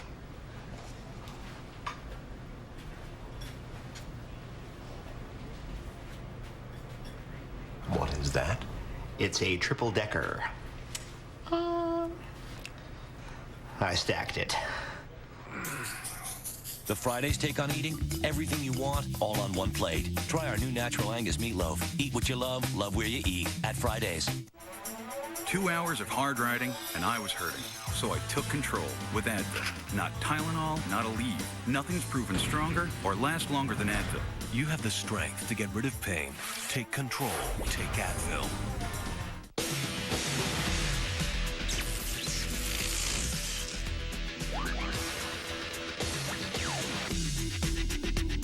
Armor All Protectant Wipes. Armor All Shine and Protection in a wipe. Adult Swim, all kids out of the pool. Animation that's risky and risque. Nice room you got here. You know what's not so nice? What's that? My back's sore. Oh, dear. Adult Swim, Sunday at 10 on Cartoon Network. Here at the Fleet Center, second half about to start. The Detroit Pistons still looking for their first road victory in the playoffs. Trail the Boston Celtics 37-33. So let me get this straight. We have a very low-scoring game, low shooting percentage. No one's going to the line. No one's hitting three. Strictly good defense? Well, you can say it's good defense. Detroit with the 33 points, 14 turnovers, 2 for 12 in threes. At the other end, we have Walker and Pierce playing great, both guys in double figures. But the team is 1 for 8 in threes. So the bench has not had any production, 0 points. So what we'd like to see here is basket come into basketball. Okay, it would be great. Right. Well, we hope to get that. Meanwhile, here is tonight's Inside Tracks presented by Lamisil. We're missing great opportunities. Your shot selection is excellent. Your shot selection is excellent. We have turned them over 13 times. We have 7 turnovers. Just suck up the defense. The offense will come. Suck up that defense. They don't get anything. Well, both teams under 40%, and Jim O'Brien's team sucked up that defense. 39% for the Pistons, 2 of 12 from threes. And here we go with Anderson, Walker, Eric Williams, Tony Battie, and Paul Pierce. Atkins steals the ball on a careless pass. Once again, Detroit starts right off with the deflections. Let's see some transition. Now let's hope that they can get something going in their half-court game. Stackhouse, along with Curry, Robinson, Wallace, and Atkins, and the three-point attempt by Jerry Stackhouse, retrieved by the Celtics. Yeah, Jerry Stackhouse is on the ear of the referee. He thought he was fouled. Pick and roll, Tony Battie fouled. And it was Ben Wallace committing the personal on Battie. That was a beautiful pass off by Kenny Anderson. He could have forced up a shot. Instead, he drops it down. Shocking that Battie misses this shot. You're going to see the screen right here. Now, as Kenny Anderson comes over the top, watch him roll, but watch it, the defender of the screener get caught out in no man's land. This is happening time and again. See, right there, that opens up the pass. Now, Battie you've got to convert against a guard in a situation like that, especially a point guard. Let's right now check in with Cheryl Miller. And Dick, maybe the first words out of Coach Carlisle's mouth was, we've got to cut down on the turnovers. But he did say, I thought it was our best half defensively in this series so far. Felt we got a great lift from Corliss Williamson, 6 points off the bench. We're going to look to play him more in the second half at the 3 and 4 spot. As far as Coach O'Brien is concerned, he said, hey guys, it's going to be a grind-out playoff game. Thought they got some great looks at the offensive end, but he said the key down the stretch is continue to play great defense. And that sets up, Cheryl, what portends to be a low-scoring defensive battle. Grind it out, and that's the key word. Here is Antoine Walker to the corner. Eric Williams for 3, and it's tipped away, and terrific play by Battie to keep it alive. The only guy from Detroit who's averaging more than 3 rebounds in this series, we're bringing this point up again, is Ben Wallace. The rest of these guys have got to start owning up and playing big inside. Walker off on his three-point attempt. So the Celtics now 1 for 9 in the game. See, Stackhouse can help you from that guard position, but your frontline people cannot all be averaging between 2 and 3 rebounds. That's a major negative. Stackhouse off the mark, and the ball knocked away, and it's last touched by the Pistons. Ben Wallace very upset with that call. He thought it was deflected off of the Celtic. And maybe the Pistons have to get mad because they're trailing by 5. 2 minutes gone by. Third quarter. Here is Eric Williams, unable to go up against Stackhouse. Gets it back from Walker. 8 on the shot clock. Eric Williams charges into Stackhouse. What a difference from game 2. In game 2, Eric Williams, Paul Pierce would get around their man and just lay the ball up and in. This is excellent defense, cutting off the lane. Eric Williams was behind the backboard. There was no place to go.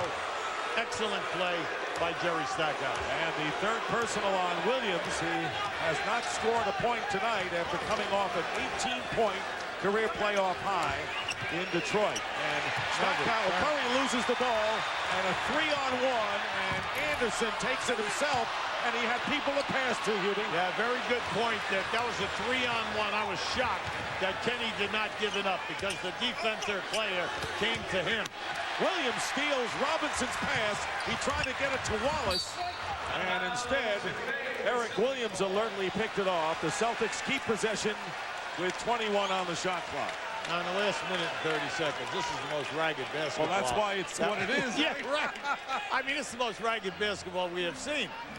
and for no reason. I mean, guys are just carelessly dribbling the ball right into deflections and turnovers. You wonder, Charles Barkley said both teams a little nervous starting out. You wonder whether they still are, and they should be over that with 3 minutes gone by. And the Celtics leading 38-33. The guy with the ball right now, Chucky Atkins, a double-figure scorer for you all year and in the first player. He's got to get going here and help out with some points. And there is another ball knocked away, and now a foul is called. And Kenny Anderson with his third foul. So now the Celtics have some problems. Eric Williams, Kenny Anderson, 2 starters, each with 3 fouls. The Celtics attack the dribble. They attack the dribble as it's coming up off the floor. Stackhouse fouled as Robinson fed him the pass inside. Tony Batiste with his second personal foul.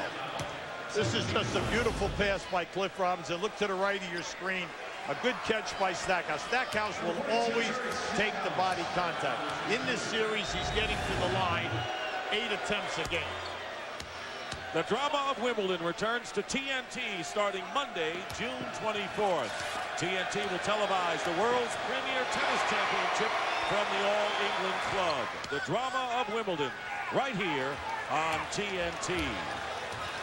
Stackhouse with 2 free throws, leading the Pistons with 11. Walker and Pierce each have 11, so 11's a wild here in this game 3 with the Celtics leading by 3. Pierce working his way in, and the offensive foul. Good call. Very good call. Dan Crawford on the call on Pierce, and that'll be his first. Very good call. Ben Wallace plays this as well as a big man. Watch as Pierce comes back. Wallace squares up and takes it. Right in the chest. That's a good call. I know the fans are all upset here now because they want Pierce on the line, but he had no place to go. Wallace now trying to get open, and Atkins finds Cliff Robinson. Long rebound to Kenny Anderson. Lead pass. Walker off his hands. And another turnover in the game. We're approaching the 30 mark, and only 4 minutes gone by here in the second half. Now that was a careless catch by Antoine Walker. He just gave it a minimum effort. That's why I'm wondering, when he had a collision early in this quarter, you know, it looked like there was something wrong because he definitely did not jump to try to make that catch. Robinson from close in, the air ball. So Tony Batiste getting the job done, and the Celtics with the ball, and a 3-point lead, and they throw it away. That is the 29th turnover in this game, and you wonder, do these guys know they're playing in a game 3 in a big playoff? I'm sitting here and I'm stunned because if you had a chance to watch Boston in game 2, they executed beautifully. The passing pinpoint, everyone was sharp, right on top of the play. See right there, now once again, you have Chucky Atkins stepping through the trap. As he steps through the trap, Kenny Anderson goes for the steal. That's 4 on him. Yeah, if you either get it clean or you're going to get him by the arm. And you can see right there, he got him on the arm. What a careless foul by Kenny Anderson, picking up his 4th. And into the game for the Celtics, Tony Delk. So Anderson, who has played 2 outstanding games, on the bench with foul trouble. Atkins now into the corner to Stackhouse. Oh, he got hit. Wow. No foul call. Wow. I mean, he really got hit. He got hit hard. Pierce driving in. Ball deflected away by Ben Wallace. Out of bounds. Last touch by the Pistons. Now, this is a perfect example of where you must now adjust your game, because the refs have been consistent. Body contact at both ends. No calls putting you on the foul line. Nearly 5 minutes gone by in the third. No field goals yet by either squad. 10 on the shot clock. Here's Pierce, and Pierce, he can't let it go. And here comes Atkins. Good transition defense by Boston. They're not giving up the layups. And Wallace fouled on the feed from Cliff Robinson. And Batiste with his 3rd personal, and Ben Wallace will go to the line. He is not a good free throw shooter. During the year, 42%. In the play, in this series, 40%. So you know they will never allow him to get the clear layup. Saturday on NBC, Game 4 between the Sacramento Kings and the Dallas Mavericks. We already know that Peja Stojakovic will not be playing for the Kings. Coverage begins at 3 p.m. Eastern on NBC.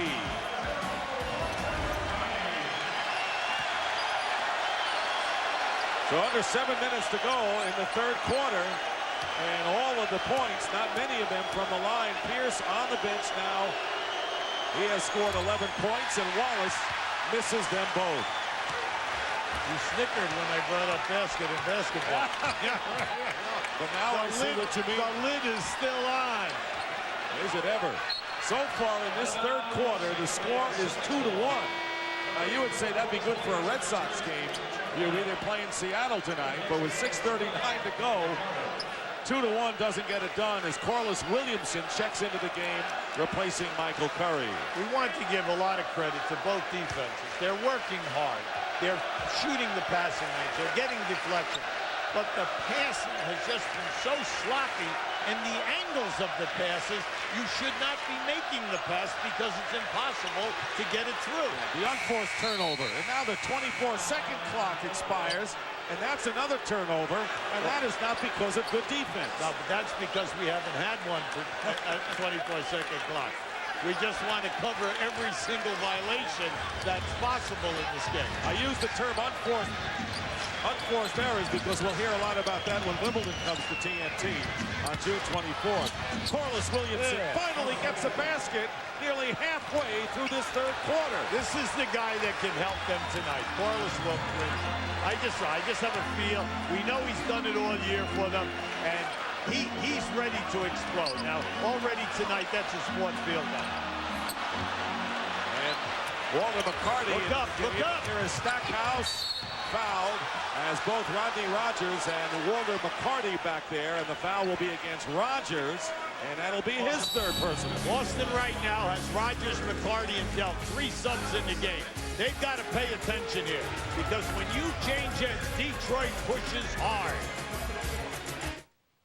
It's not having what you want, it's wanting what you've got. I'm gonna soak up the sun. I'm gonna tell everyone to lighten up. I'm gonna soak up the sun. I'm gonna soak up the sun. Velocity, set, location, direct TV. All systems are go. Affirmative. The rocket is ready. Roger. T-minus 10, 9, 8, 7, 6, 5, 4, 3, 2, 1. Ignition. We have a strikeout. 12 minutes past the hour. Outstanding. Hang another K. The power of movies. With the power of DirecTV, the Stars Super PAC, #1 in new hit movies. The power of 12 different movie channels for $12 or less a month. Over 600 movies each month. The best movie value on DirecTV. Call 1-800-DirecTV. Get the best movie value on DirecTV with the Stars Super PAC. The NBA playoffs on TNT are brought to you by Bank of America, embracing ingenuity. By the NBA, the playoffs continue. Love it live. And by American Express Financial Advisors. Make life rewarding.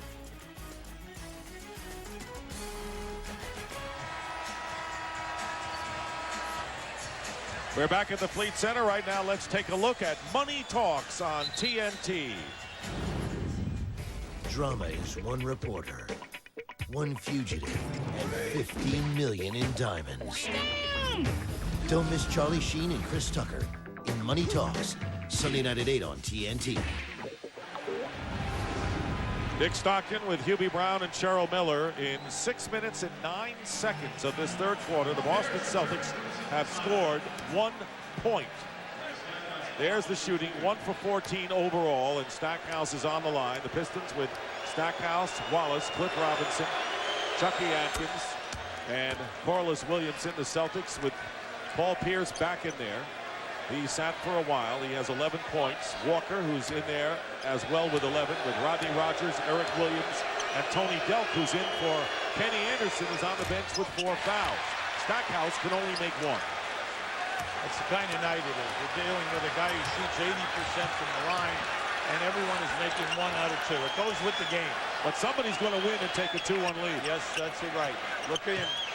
Eric Williams looking for Walker, defended by Robinson. The 2 verbal exchange spoke, and he misses on the rebound. Wallace. Great, not good. Great defense by Cliff Robinson on Antoine Walker. Forced him into a bad shot. Was right up on there and almost got the block. And Eric Williams trying to defend on the pass down low, committing his 4th foul. So the Celtics with the foul trouble. Williams with 4. He has not scored tonight, coming off a terrific game when he scored 18 points on 6 of 9 shooting and had 8 rebounds. Not a factor tonight. Williamson on the line. Eric Williams in game 1, 14, and game 2, 18. Has played extremely well. Tonight, he just cannot get unglued. Now, the guy we said who can bring Detroit to the front here is Williamson. He's got the field tonight. He's already has 4 field goals. We told you, if the more catches he gets, you like it because he's a 50% shooter, and he shoots 80% on the line for you. Eric Williams to the bench with his 4, and Petit will take his place. Williamson can't make the free throw either, but the Pistons are up by 1.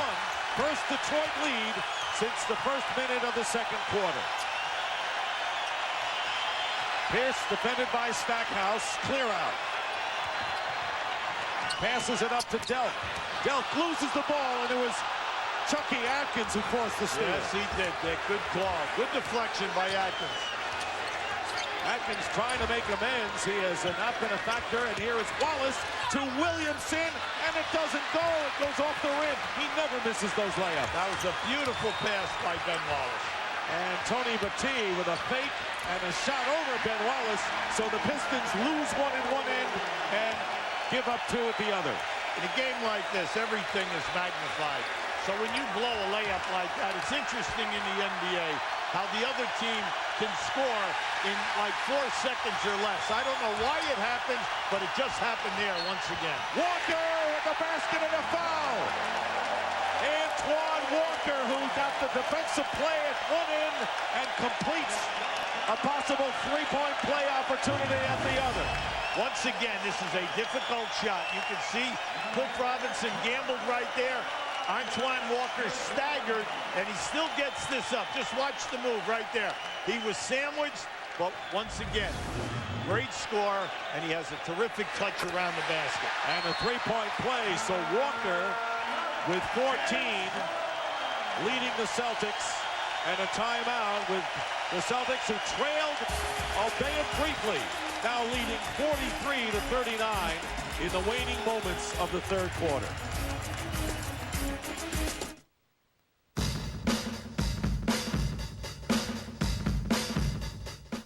For my messengers, it's R&B and hip-hop.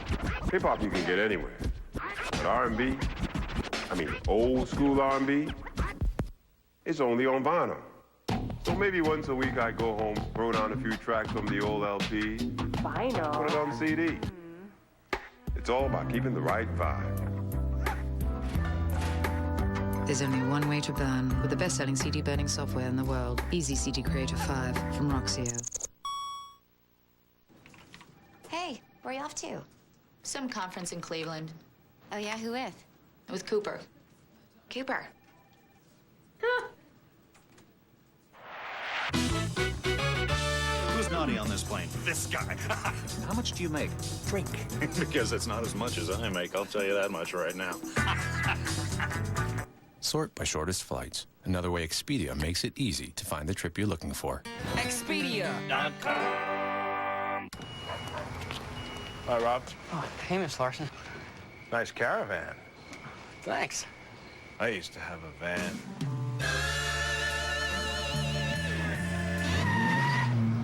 I can't believe my dad let you drive the Viper. Yeah, What got into him? Dodge Caravan, offering a power sliding door, a power rear hatch, and the kind of room you'll really dig. Grab Dodge's 7-100 powertrain pledge. Ford, GM, Toyota, and Honda don't match it. Oh, well, glory be, the funk's on me, Bobby. Keep that funk alive. Keep that funk alive. Well, it's 1975, and we'll just be keeping the funk alive. Do that funk. Just do that funk. So what the? Do that funk. Just do that funk. Keep the fender. Just do that funk. Got the hell in funk. Back here at the Fleet Center, and a look up at the rafters, just like the old Boston Garden. Many championships for the Celtics and retired numbers. Here is tonight's American Express leaderboard. These are the Coach of the Year winners who won an NBA title in the same year. And Hubie, I'm amazed that there are only 4 that won titles who won the award. Well, that's because the Coach of the Year award is done before the playoffs begin. The Coach of the Year award is based on the 82 games. And sometimes guys do an excellent job getting teams into playoffs with less talent.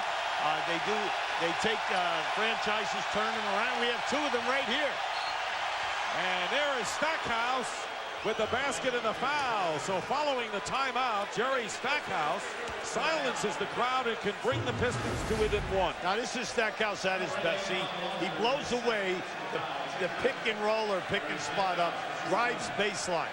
Every time tonight that Detroit comes over the top of the screen and spot up, they're being trapped, and they're not getting anything out of it unless they make 2 passes. Now, it's something that you have to be thinking of. Make the first pass, force the defense to rotate, and then make the second pass. When they do that, they're getting open shots. Walker with the foul, and it looks like Stackhouse wants to take this burden on his own shoulders. Oh, nice. Maybe Pierce does too. Robinson on the block, 5 on the shot clock, and it's going to be desperation time. Tony Delk with 1 second, and it doesn't go to the rim, and it goes over to the Pistons on a shot clock violation. Tonight, we're seeing good rotation. I beat you off the dribble. All of a sudden, one of your defending playmates comes rotating from the other side. The traps have been excellent. The passing out of the traps have been very poor, and that's where we have seen all of the turnovers. And the shooting has been atrocious. Tony Battie. That was a good call. And that's 4 on Battie. So the Celtics with Anderson on the bench with 4 personals. Eric Williams sitting with 4, and now Tony Battie gets 4. Now keep an eye to the top of the screen. You're going to see it right there. See, they call that a little acting by Ben Wallace. Ben Wallace, we know that when he's going for an offensive rebound, you cannot knock him over with a truck. But Battie just accidentally bumped into him. But the referee had a good look at it, and mainly Wallace was coming up to set a screen anyway. So just let him go and set the screen. And amazingly, Wallace hit the free throw, his first one. Battie will go out, but Eric Williams replaces him. And Williams, of course, in the lineup, playing with 4 fouls. Ben Wallace now, who has 16 rebounds, matching his Game 2 high, giving Detroit a 1-point lead. Well, the shocking thing here is the fact that Detroit is shooting so poorly in threes, and they have so many turnovers, and you look at the clock, they're up 1. Here's Pierce.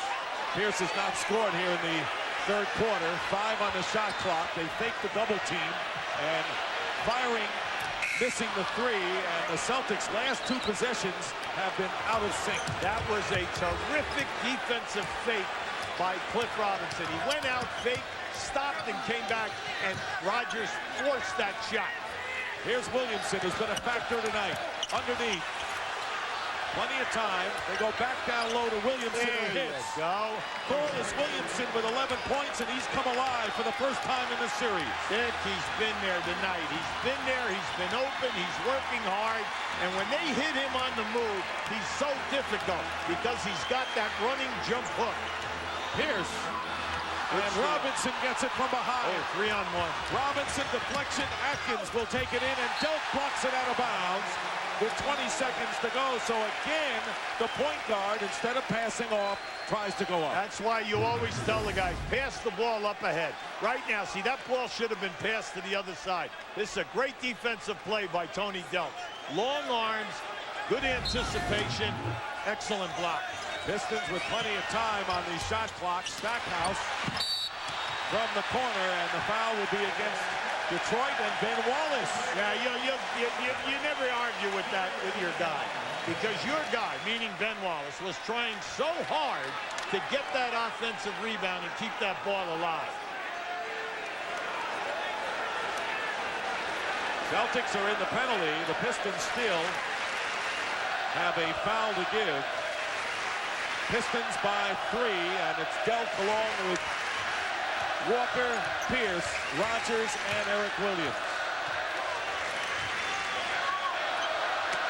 Here's Rogers, and they fake the double over Stackhouse, and knocked out of bounds. Last touched by Boston. Now that's the first time in 2 games that we have seen Rogers down in low, looking for a post-up move. That's there for him if they continue that matchup.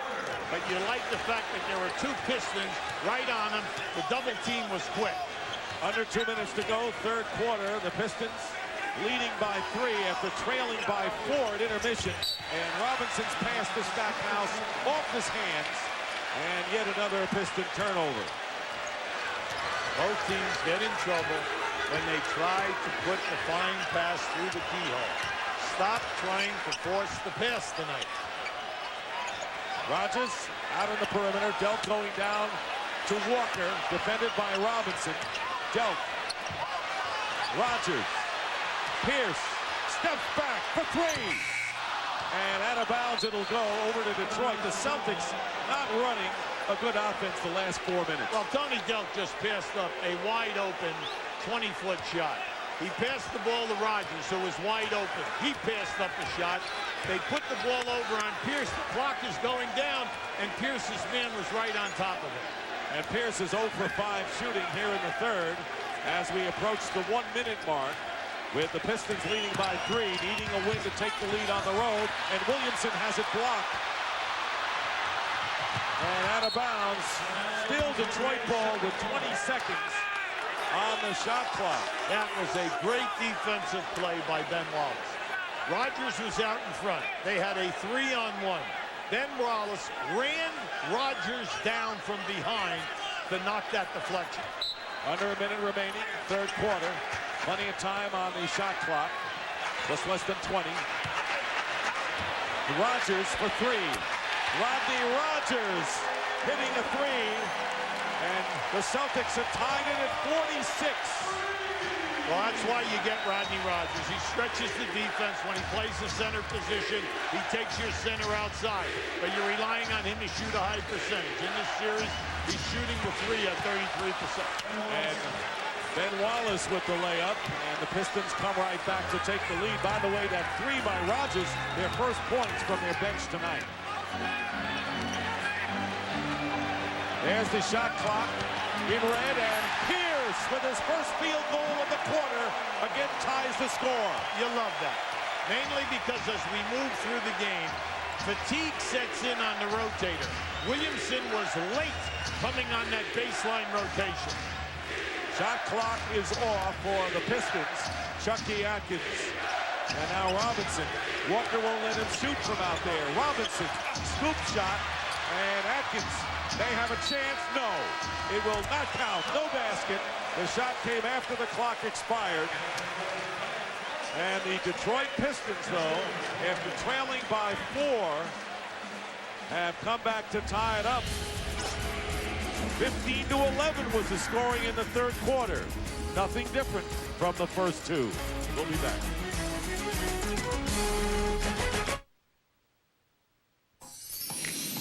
The NBA and WNBA continue to write new chapters to the Read to Achieve story. Okay, let's read. With each turn of the page, players and coaches are encouraging families to open a book with their children. You like this book? All right. And by donating computers and books to create reading and learning centers, the NBA is helping kids develop a lifelong love of reading. Read to Achieve! Be a part of the success and read to achieve. Wow, that is so cool. Can he do it again? Sure. Go get one, boy. Okay, so where does he get him? Yeah. I don't know. Get down!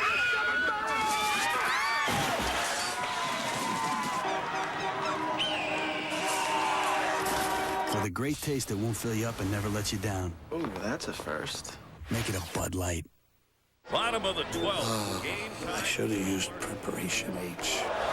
Cool it fast with Preparation H Cooling Gel. Cools on contact for fast relief. Preparation H Cooling Gel. Cools on contact.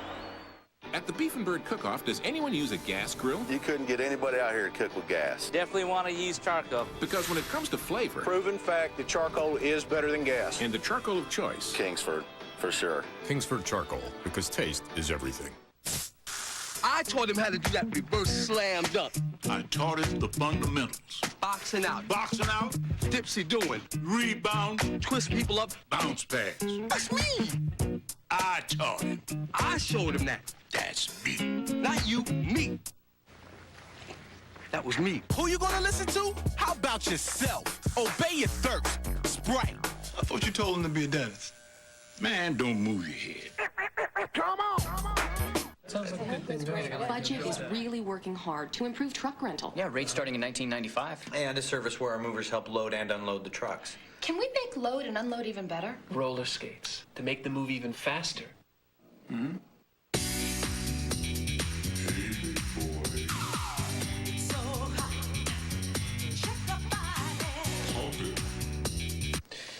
They don't need roller skates. Yeah, no, not roller skates, but load and unload. Is that your idea? That's a terrific idea.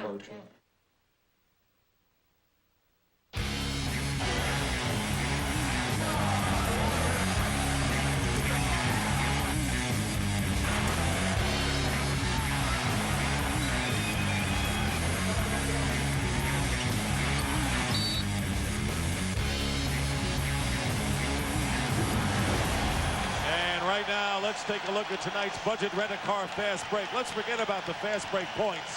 Let's look at the third quarter points, shooting percentage, and turnovers. Hubie, you got to wonder, how low can it go?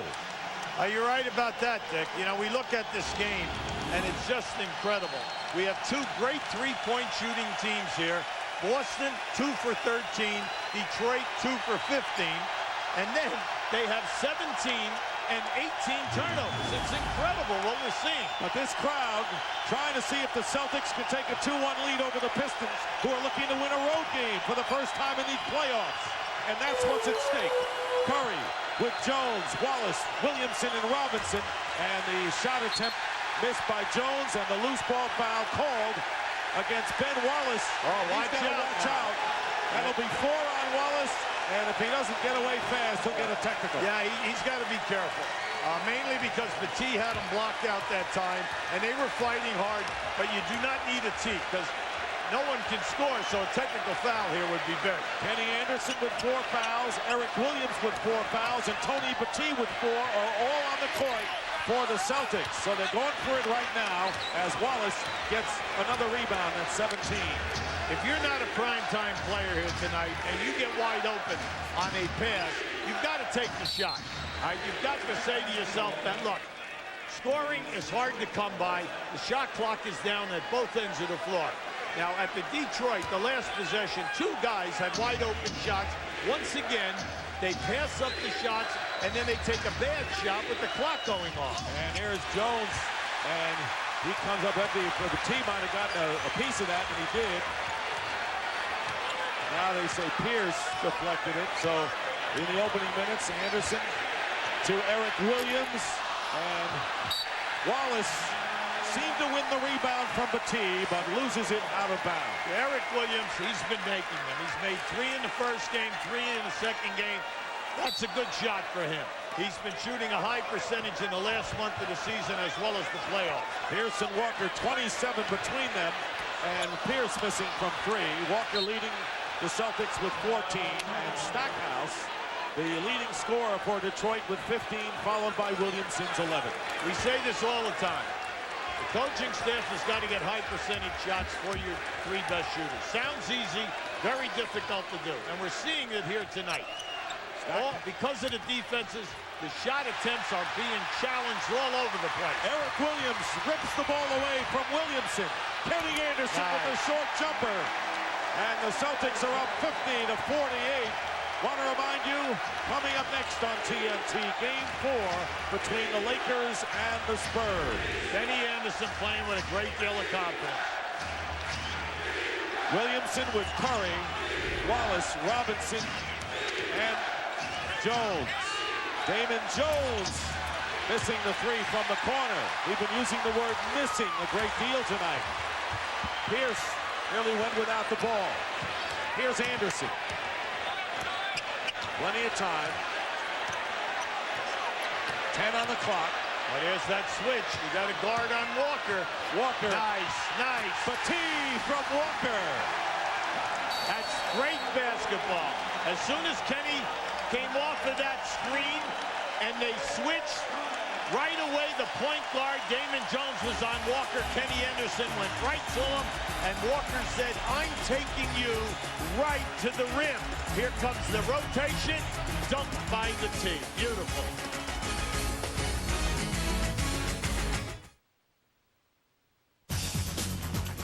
It's time to spring into action at your Honda dealer, because right now you can ride off with a great street bike with financing as low as 2.9% with no down payment. Or spring for low payments, because Shadow 750 start at just $90 a month with your Honda card. Act fast and get a bonus. On select street bikes, get up to $300 in bonus bucks before May 31st. Spring into action now at your Honda dealer. Experience NBA.com on America Online. See the best action shots and off-the-court photos every night at America Online. Keyword NBA.com. Today we are asking ourselves a lot of questions. Esteban, the lights. Mr. Foley. Questions like, where will I go from here? What do I need to get there? Will I have help along the way? As we stand on the threshold of a bright future, there are answers, and the folks at Dell have them. They'll help you figure out exactly the PC that's right for you, all at a price no scholar can debate. So I say to you today, Carpe Dimension, seize the Dell!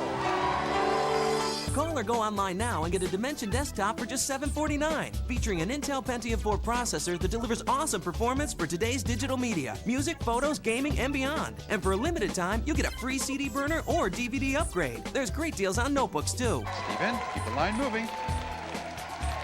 Easy to buy, easy to own, easy as Dell. Dell PCs use Intel Pentium 4 processors.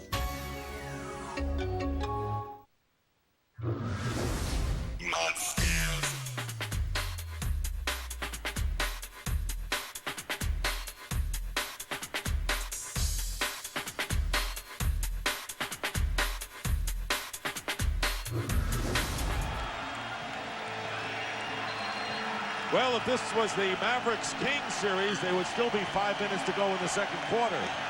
But as it turns out, 9:31 to go. But this crowd, tell you, they make a lot of noise here. Boston Garden is non-existent anymore, but the Fleet Center very much alive as the Celtics back in the playoffs this year. You made a great point early.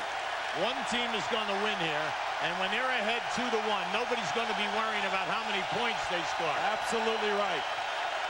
And here is Stackhouse, way off the mark, not even close on that three-point attempt. Remember, the Celtics playing 3 players who have 4 personal fouls.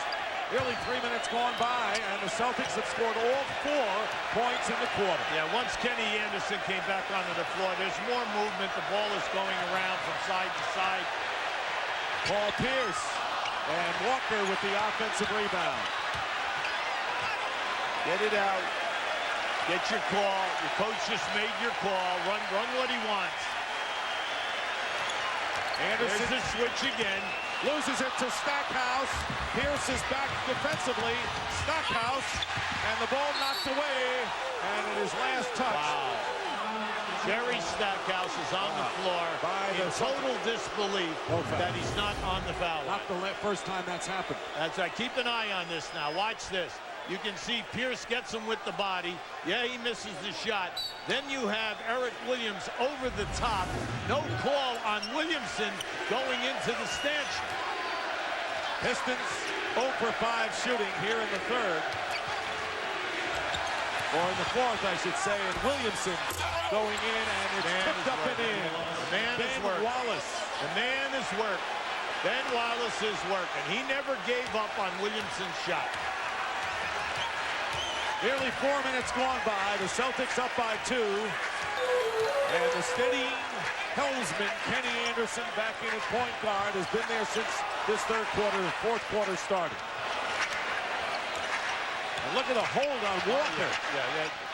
Anderson hitting from outside. 13 for Kenny Anderson. What a series he's had. He's just played totally under control. He exhausted all of that posting up. It was a wrestling match by both players. No calls either way. Look, that's the way the game's been all night. It is a grinded-out affair, and that's what the coaches said it would be. That's what they reiterated at halftime, and that's what we have here into this final quarter as Jim O'Brien and Rick Carlisle kind of sensed it would be this kind of a game. 10 on the shot clock. Celtics by 4. Williamson from outside. What a game for Corliss Williamson. And Williamson now with 13. Now they trap that screen and roll again. When they do that, when you back the ball out, you have 3 against 2 up front. Pierce coming up empty from outside. And now the Pistons looking to at least tie the score. You know you're going to get trapped. There's a down screen coming up for Stackhouse in the middle of the floor. There's your trap. And a whistle, no basket if it goes. And the Celtic foul against Petit, and that's 5 on the Celtics starting center, Tony Petit. And Rodney Rogers jumps off the bench for the Celtics. He's at the scorer's table. 5 personals on Tony Petit. And he has had a big game with a double-double, 11 points and 10 rebounds. He has stepped up in the last 2 games, Dick. When you combine he and Rogers, they're getting excellent production at that center position. Stackhouse leading the Pistons with 15. And here is Stackhouse, and he's got 17, and the Pistons come back and tie it again. Now that was a beautiful pass. That was a give and go. Stackhouse to Robinson. Stackhouse changed direction. Beautiful pinpoint pass that time by Robinson. Right on the money.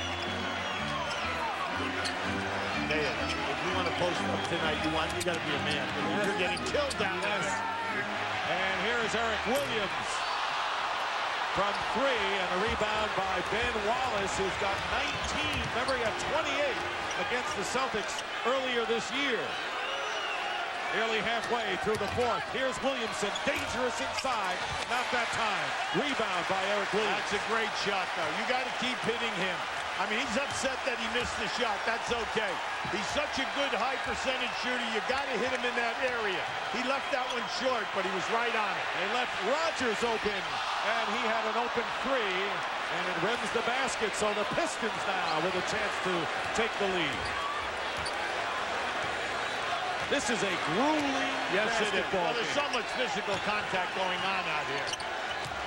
Here is Atkins coming around the screen, forces the pass, and it's out of bounds. Last touch by the Celtics, who are protesting. Watch out over there now. Yeah, Jimmy O'Brien's right all over the referee, DeRosa, but they had that call. And a timeout, 5:36 remaining in regulation, all even at 54.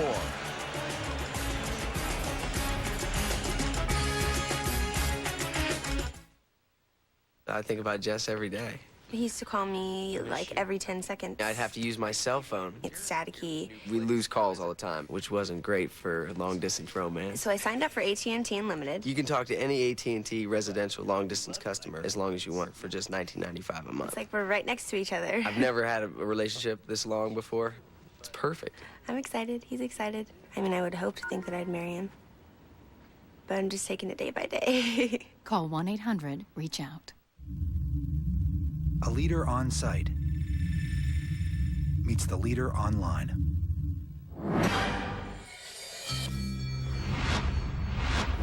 E-Trade Financial, the right tools for the active trader. It's crunch time. Why be plain? We need to be crunchy. Plain chocolate? Not in Shaq's house. Well, he's got to have chocolate. Only creamy, crispy Nestle Crunch will do. It's crunch time! It has a legendary reputation for reliability, durability, and quality. It's been named to Car and Driver's 10 Best list 16 times. It was the first gasoline-powered production automobile to be certified as a low-emission vehicle in the U.S. And the best part is, it's used. Proof that how you start out in life is a good indication of how far you'll go. For a limited time, get special APR financing as low as 5.9% for up to 60 months on all Honda-certified used cars. They are led by the perfect blend of power and grace. Now, as they fight for a third consecutive title, the Los Angeles Lakers are standing tall against the forces that threaten them in the West. The Lakers versus the Spurs, next on TNT. Ernie Johnson in Atlanta. David Robinson has played a total of 7 minutes in this postseason. Hasn't taken a shot, has 2 rebounds and 1 assist. He returns tonight. Word from San Antonio is he will start in Game 3 against the Lakers, which is Game 2 of our TNT doubleheader. Back to Dick and Hubie. All right, Ernie, what a boost that'll be for the Spurs. Coming up next. What a strange game we have here, but it's exciting and it's taut. This game tied the all-time low for a playoff game through 3 quarters, set in May of '97 between the Miami Heat and the Chicago Bulls, 96. But we are threatening to set the record for a full game. 142 is the record for the low for a playoff game. That's been done 3 times, and so far we have had 108. So we'll keep track. We have our abacus out, Hubie, to see whether we set the record. I think we're safe to say this is going to be the lowest scoring game. I mean, we need 34 points by these teams the rest of the way. Rodney Rogers, and they're cooperating. We're having guys miss the basket. They're not even hitting near the front of the rim.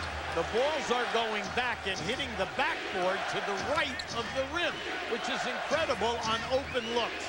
But there's a lot of pressure here right now. As poorly as the game is played, the win is the key to get up 2-1. And they call the offensive foul on Stackhouse instead of a 5th foul on Eric Williams. Wow. Stackhouse gets hit with it instead. Wow, it depends upon the angle. Now, we're on the other side of the floor.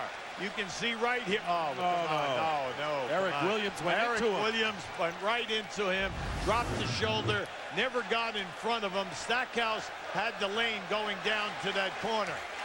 Should have been 5 on Eric Williams. Tough ball, but you lose the ball. Here is Pierce and Walker, defended by Stackhouse. Kenny Anderson off the rim, and the rebound by Cliff Robinson. This is a game played for a lot of money down the park where there are no referees and you're trying to stay on court on a Sunday afternoon. And there are no calls tonight, baby. And not an easy thing to do to stay on the court. Here's Robinson. From 3, Pierce getting the rebound, tied at 54. But one of these teams will take a 2-1 lead. And if it's the Detroit Pistons, they will have won on the road and gotten home court back. Instead, Chucky Atkins committing the personal foul. Team fouls right now, the Pistons with 2 and the Celtics with only 1. And they're going to bring Tony Battie and his 5 personal fouls back in, replacing Rogers. I'm just stunned now because down the stretch we have not seen Paul Pierce on the left box stepping out. Now I know he's 1 for 9, but he's still your go-to guy. Now they're trying it on this side of the floor. Now here's your clear out. We have not seen this in minutes. Anderson working his way against Atkins. Kenny Anderson with 15. And once again, the Celtics showing scoring balance with 4 in double figures. See, he can take Atkins time and time again because even if Atkins stays with him, Kenny just jumps right up over the top of him and banks the ball home. Crowd cheering for defense. Williamson. And he is mugged and hit in the face. You got to go up, though. See, in those situations, I know that was a great pass.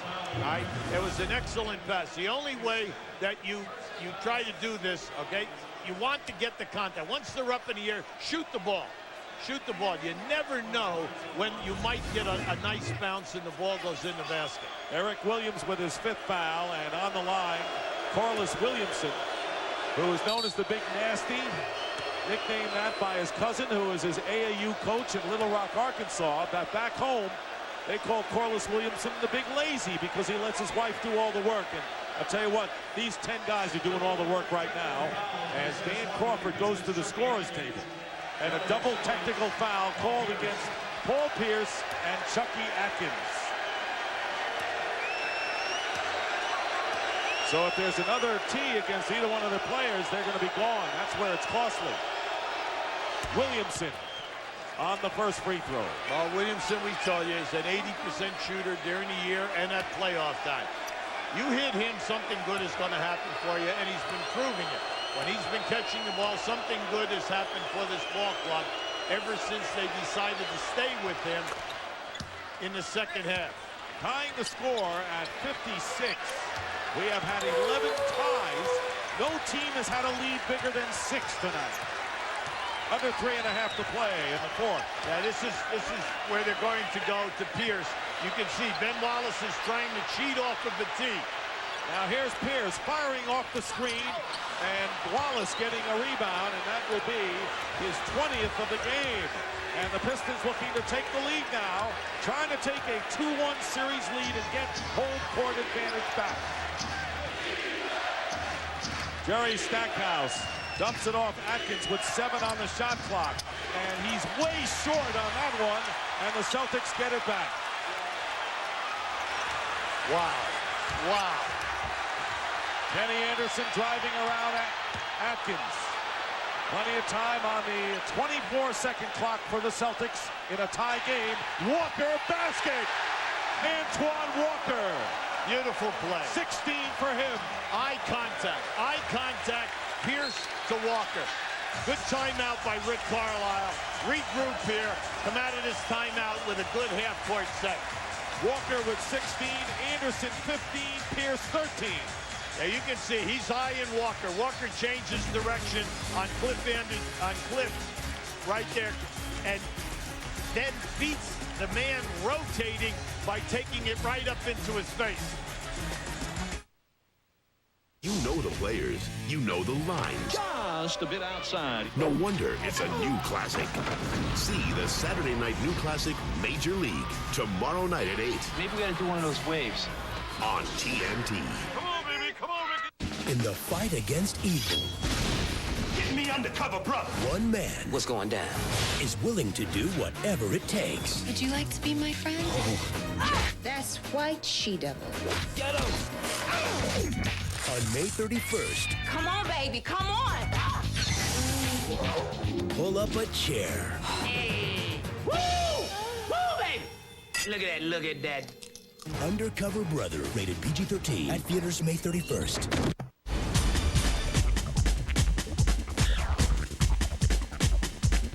On May the 21st, just 10 days before the World Cup kicks off, England meets South Korea. Don't miss this exciting clash as England work to acclimatise themselves for the battle ahead in Japan. Playing on direct ticket pay-per-view on Direct TV.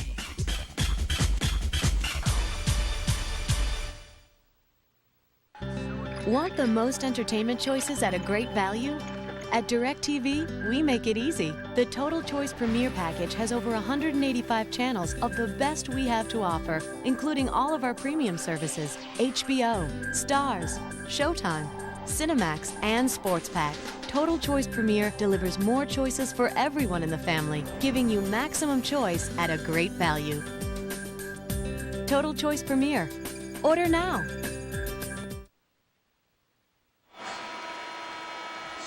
If you just joined us, there's not a mistake in the score. It is 58-56 Boston, 2:31 to go in regulation.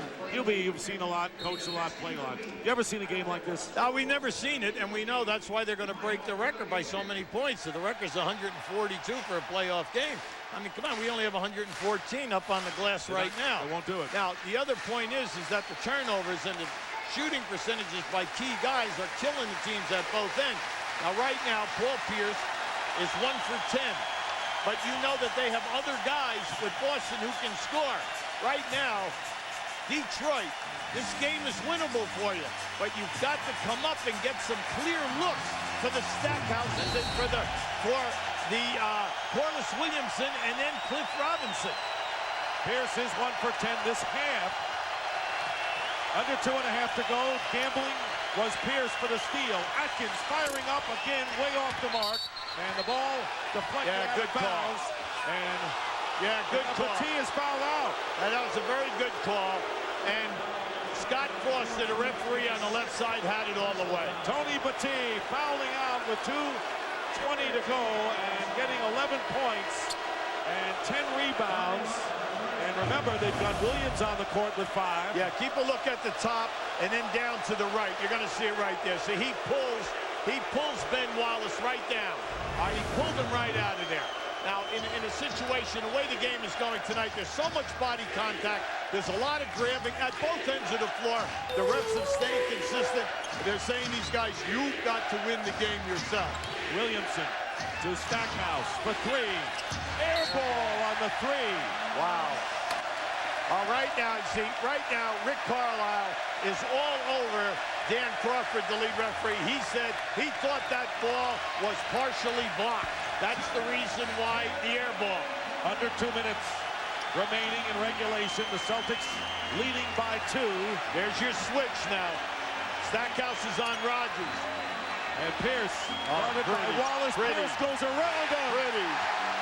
Paul Pierce, only his second basket in the second half, but a big one. Celtics lead by 4. That was a great head fake. Stackhouse driving in, and it drops. So Stackhouse with 19. And again, the Pistons trailing by 2, 138. Well, your horses have got to step up, and that's what we just saw. Pierce at one end, Stack at the other. Pierce. There's your switch again. And he went around Wallace the last time. Beat him off the dribble. Pierce wants a clear out. I'm taking Ben Wallace. And the pass back from Walker. Basket counts and a foul. What a pass from Antoine Walker to Paul Pierce. And the Celtics leading by 4. Pierce set Wallace up. He ran a give and go. He faked the shot, made the pass, and backdoored him. Just keep an eye. See the head fake right there? Now watch the pass, then watch him go. And the defender stays inside of the restraining area. Beautiful play. The defender did not get there. He was inside. It's got to be a foul. That was an excellent call by the ref. There's your fake give-and-go basketball. And then the rotation was late. It's an old-fashioned score and an old-fashioned play. Yes, indeed.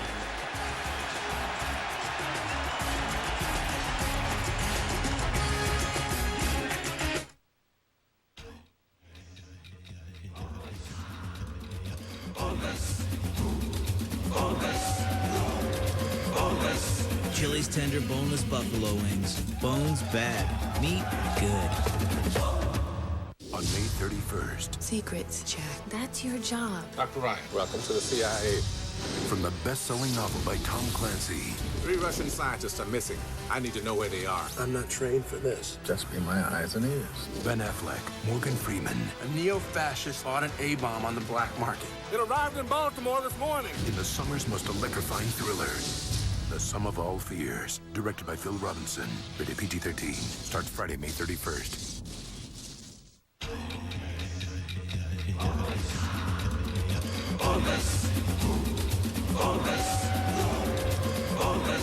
Chili's tender boneless buffalo wings. Bones bad, meat good. Bedlam in Boston with 1:18 to go. There is the story. The Celtics have a foul to give. And Paul Pierce on a great pass from Antoine Walker on the give and go, putting the Celtics up by 4, and a big free throw opportunity coming up right now with 1:18 to go. Pierce with 17, and he leads the Celtics. Stackhouse who's talking now with Dan Crawford, the top point man for Detroit with 19. This is a situation like there's plenty of time left in this game. If Pierce makes this, you will be down 5. No problem. Just come up, run your offense, play your two-point game. If the three-point shot opens up and you're wide open, fine, you must. Oh, wow. This is the free throw, and it's off of Atkins. Chucky Atkins deflects it. It's been that kind of a game. Yes, it has. Dick, we're talking about an 88% foul shooter in the playoffs. Paul Pierce misses the shot, and it looked almost like Chucky Atkins was shocked that the ball ricocheted out off of him. A huge break for the Celtics, who now, with 1:15 to go, have a new clock. The Pistons' last lead was 48-46 with a half a minute left in the third. And the Celtics take it over. Now setting it up. Rogers with the screen. Anderson. Nowhere to go for Kenny Anderson. And the rebound by Wallace. Now you have to push now. At this time in the game, you got to push and look. Robinson to Stackhouse. Here's a clear out. Double team nice. To Wallace. Big basket for the Pistons, who trail by 2 with 41.2 on the clock. Great pass by Stackhouse. They are abandoning Ben Wallace on the left side of the floor. His man is running across and looking to double team any dribbler. Under a half a minute and 11 on the shot clock. Celtics by 2. There's your switch. They got Stackhouse on Walker. Pierce says clear out. I'll take them one-on-one. Pierce against Robinson puts it up. And the rebound on the other side. And it's controlled by Eric Williams. And they can run out the clock. The foul committed. But it may be a case of too little too late, as the Celtics will go to the line and a chance to give them a 4-point lead. Now that was a costly play, because you get Pierce in a mismatch. He misses the shot. Now watch as it ricochets to the right. There are 2 blue shirts who could have possibly gotten to that ball. Corliss Williamson and Stackhouse. Instead, the Celtic runs for the ball, beats it, does not assume it's going out of bounds. They do have leprechauns in this building. There you go. Kenny's got to knock down 2. Kenny Anderson, big free throws. So the Pistons were in great position, but a deflection off of Atkins, and then the failure to get the rebound, giving the Celtics the ball, and maybe enough with 11.7 on the clock. Remember, the Celtics still have a foul to give. Big play. 2-possession game, timeout. Pistons, that is their last timeout. And remember, with 11.7 on the clock, when we come back, the Celtics still will have a foul to give before the penalty. Boston by 4.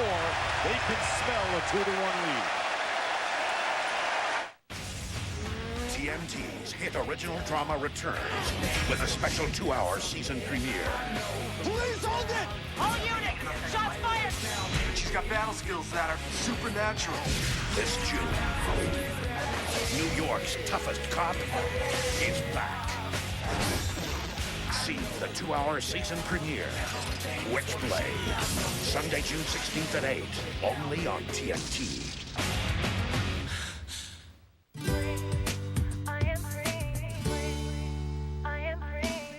There's a song I want to sing. There's a bell I want to ring. Every place that I go, it's easier with you. I am free, free to express myself. Around the world and on Main Street, I am free to live my dream. Freedom.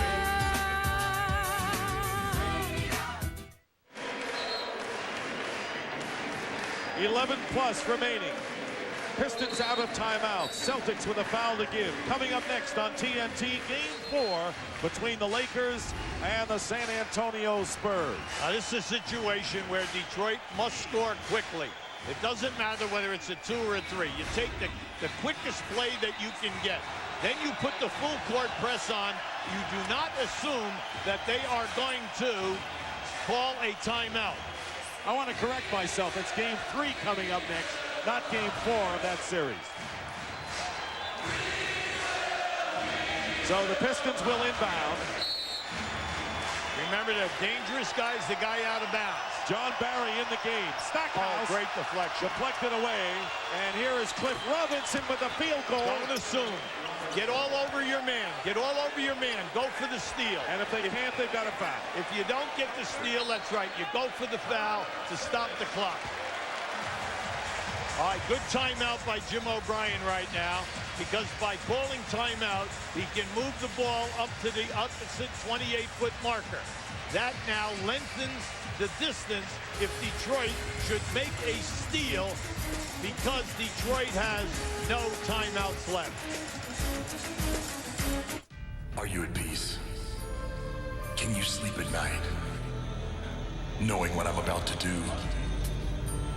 In the end, can you look me in the eye, knowing I'm the judge, jury, and executioner? WWF Judgment Day, presented live by 1-800-CALL-ATT, Sunday, May 19th on pay-per-view. Well, the hardest thing about being divorced is staying close to my daughter, Rachel. Being separated by 3 states is really difficult. He's my dad. I just have to be able to talk to him more. With AT&T Unlimited, you can talk to any AT&T residential long-distance customer for as long as you want. It's for $19.95 a month. He listens to me. I love you. He's so fun. It doesn't feel like 3 states anymore. Call 1-800-REACH-OUT. All right, Hubie again set it up for us. Well, we're in a situation. Boston, you have 1 timeout full and 1:20. Also, Detroit, they have to get a steal here. If they don't get the steal, they've got to foul immediately. Remember, they have no timeouts, and they must go the length of the floor. But then Boston still has the key. If they should make a steal, Detroit, Boston can foul and stop the clock because they have 1 foul to give. Eric Williams looking for somebody. The 5-second, and he's got to call a time. So the Celtics call a time, and it appears to be, let's see, is it a 20 or a full? It looks like a full. Yes, it is. So they're left with a 20-second timeout. Always, you know, always the footnote on timeouts that if they can't get it in bound, they're forced to call one. Now, good situation right now. You have the guy taking the ball out of bounds. I'm surprised it's Eric Williams, but he must have been in this situation a lot. He still has a 20-second timeout, so you got a cushion here. Remember, with the new rules this year, you can pass the ball into the backcourt. But the problem with passing the ball into the backcourt is that if Detroit gets a deflection, they're going towards their basket. So the steal would happen, a deflection, they could score a field goal. What you want to do is get the basketball and pass the ball forward to the baseline area if you can. Then also in a situation like this, you want one of your better foul shooters to make the catch if you can. Because Detroit, they're telling them right now, you go for the steal. You don't get the steal, you foul immediately. And remember, we have no timeouts left. Remember the Spurs and Lakers game 3. That's game 3 coming up next on TNT. Eric Williams again, the inbound passer. John Barry is not playing the man out of bounds. He's playing off, cutting down passing lane. And Pierce immediately fouled by Curry, so very little time off the clock. Pierce will shoot. Now, you look at the clock and you say 5.9 seconds. Now, if Paul Pierce makes 2, well, then naturally, the game would be over. It'd be a 4-point lead. But if Paul Pierce makes 1 out of 2, you can cover the length of this floor and get a great shot opportunity in 5.9 seconds. But the key, the Celtics still have 1 foul to give. Pierce is 2 for 3 from the line. And this is the big one. This could seal it for the Boston Celtics, and the Pistons know it. A grueling, grinded out, tough, hard-nosed, blue-collar game. Call it what you will. A lot of mistakes tonight. But Paul Pierce gives the Celtics a 4-point lead. You never know. You push hard, You look for the three, and you might get fouled. Oh, he got fouled! It would have counted had it gone. Yes, indeed. It would have been a three-point play. Unbelievable. A stunning, bad timing foul that time by Anderson. And Walker is telling him that right now. That's correct, and you get three on that shot. See, you look at it right here. You see, he's going to hit him right there. All right, now he thinks that foul was a non-continuation. He was looking for the foul, take it out on the side. The referee gave the continuation. Very fortunate on the Boston Celtics. All right, now, if Chucky Atkins, he makes one, it's three. If he makes this next shot, it's two. You know he's going to deliberately miss the third shot. Now, all teams have a play at this time, but the pressure is on Atkins now. He must make this next shot. Carlisle is at the middle of the floor, and he sends Curry out. Stackhouse, Barry, Atkins, Wallace, and Robinson. They have worked the play. Well, the key is he must make the shot right now. There you go. All right, now the pressure is on Detroit. If he's going to deliberately miss the shot now. The key is they've got to get the rebound and then score. And all he needs is a 2 to send it into overtime. They don't need the 3, of course. 3 would win the game, and here is the miss. And it's batted in the air. Time running out. Shoot it. Stackhouse fires, and it goes in. Stackhouse fires, and it does not count. It does not count. The game is over. Stackhouse banked it in, but time had run out. And the Celtics will win it by 2. And the players have not left the floor. Well, that was incredible because when Chucky Atkins missed that shot, Detroit got into the lane. Unfortunately for them, the ball hits the floor and it bounces high. All right, now keep an eye on this now. As the ball goes down and it goes high, all right, as Stackhouse catches it and turns, right there, the ball was, that's close. Very close. That was very close. The ball was in his hand. As the ball is shot, you can see the zeros come up. I'd love to see it again. Now, Joe DeRosa, the referee, was right there in line with this play. Now, keep an eye on it now. As he turns, the ball is still there, right there at 0. DeRosa immediately signaled no good. Yeah, he had it all the way. Now, I'll tell you, that was a very difficult call. Wow. Very difficult. It was close, on the money. And replay if we have a different angle, okay? So whether we can see the red light, you could not hear the horn. The people were screaming and yelling. All right, keep an eye on it now. Now keep an eye on the backboard. You can see the clock, and also watch when the red light comes on. And there it is right there. The light looked like it was on. Rosa said no right away. That's right. He had it all the way. He was in perfect line with the release of the shot, with the clock going to 3 zeros, and the light was on. And it was called by the official right there. Let's go out to Cheryl Miller. Thanks a lot, Dick. Well, certainly Paul Pierce is all smiles. You have to feel very fortunate. You guys dodged a major bullet the last couple of seconds. Wow, it was ugly, It was a grinded out, tough it out game. Neither team could really gain momentum. And we escaped by the hairs on our chin. A split second more, Stackhouse hits that shot, and we go home disappointed. Paul, can you put a finger on why both teams struggled on the floor? It's tough. We got 2 good defensive teams. We scouted each other well, and they're not going to let us score easy. And we play tough defense, and they're not going to let us score easy, and we're not going to let them score easy. So, we can grind it out. We can play up tempo. We can grind it out. All right, the 3-point shot, you're 1 for 14. Any concerns about that heading into game 4? No, I'm not concerned. I know I can heat up at any second in the game. I'm going to keep shooting the shots that are wide open, and it'll cut on before the series is over. Believe that. All right, congratulations. You're up 2-1. Let's send it back to you, Dick. Paul Pierce, 6 points in the last 148 after a bad shooting night. But once again, let's see Stackhouse last-ditch attempt. This is just a spectacular play because the ball is hit down high. Now, on the catch, watch as Stackhouse has to turn. It's at 2-1. The ball is still in his hand right now as the clock hits 0-0-0. An excellent call by Joe DeRosa. He was right on it, had a great look at it. And this game has shattered the record for the fewest total points in a playoff game by 12, and the Celtics have taken a 2-1 lead in the best-of-7 series, winning 66-64. So once again, our final score, Boston 66, Detroit 64 for Hubie Brown and Cheryl Miller. Dick Stockton saying so long from Boston. Now let's go to the Alamo Dome in San Antonio.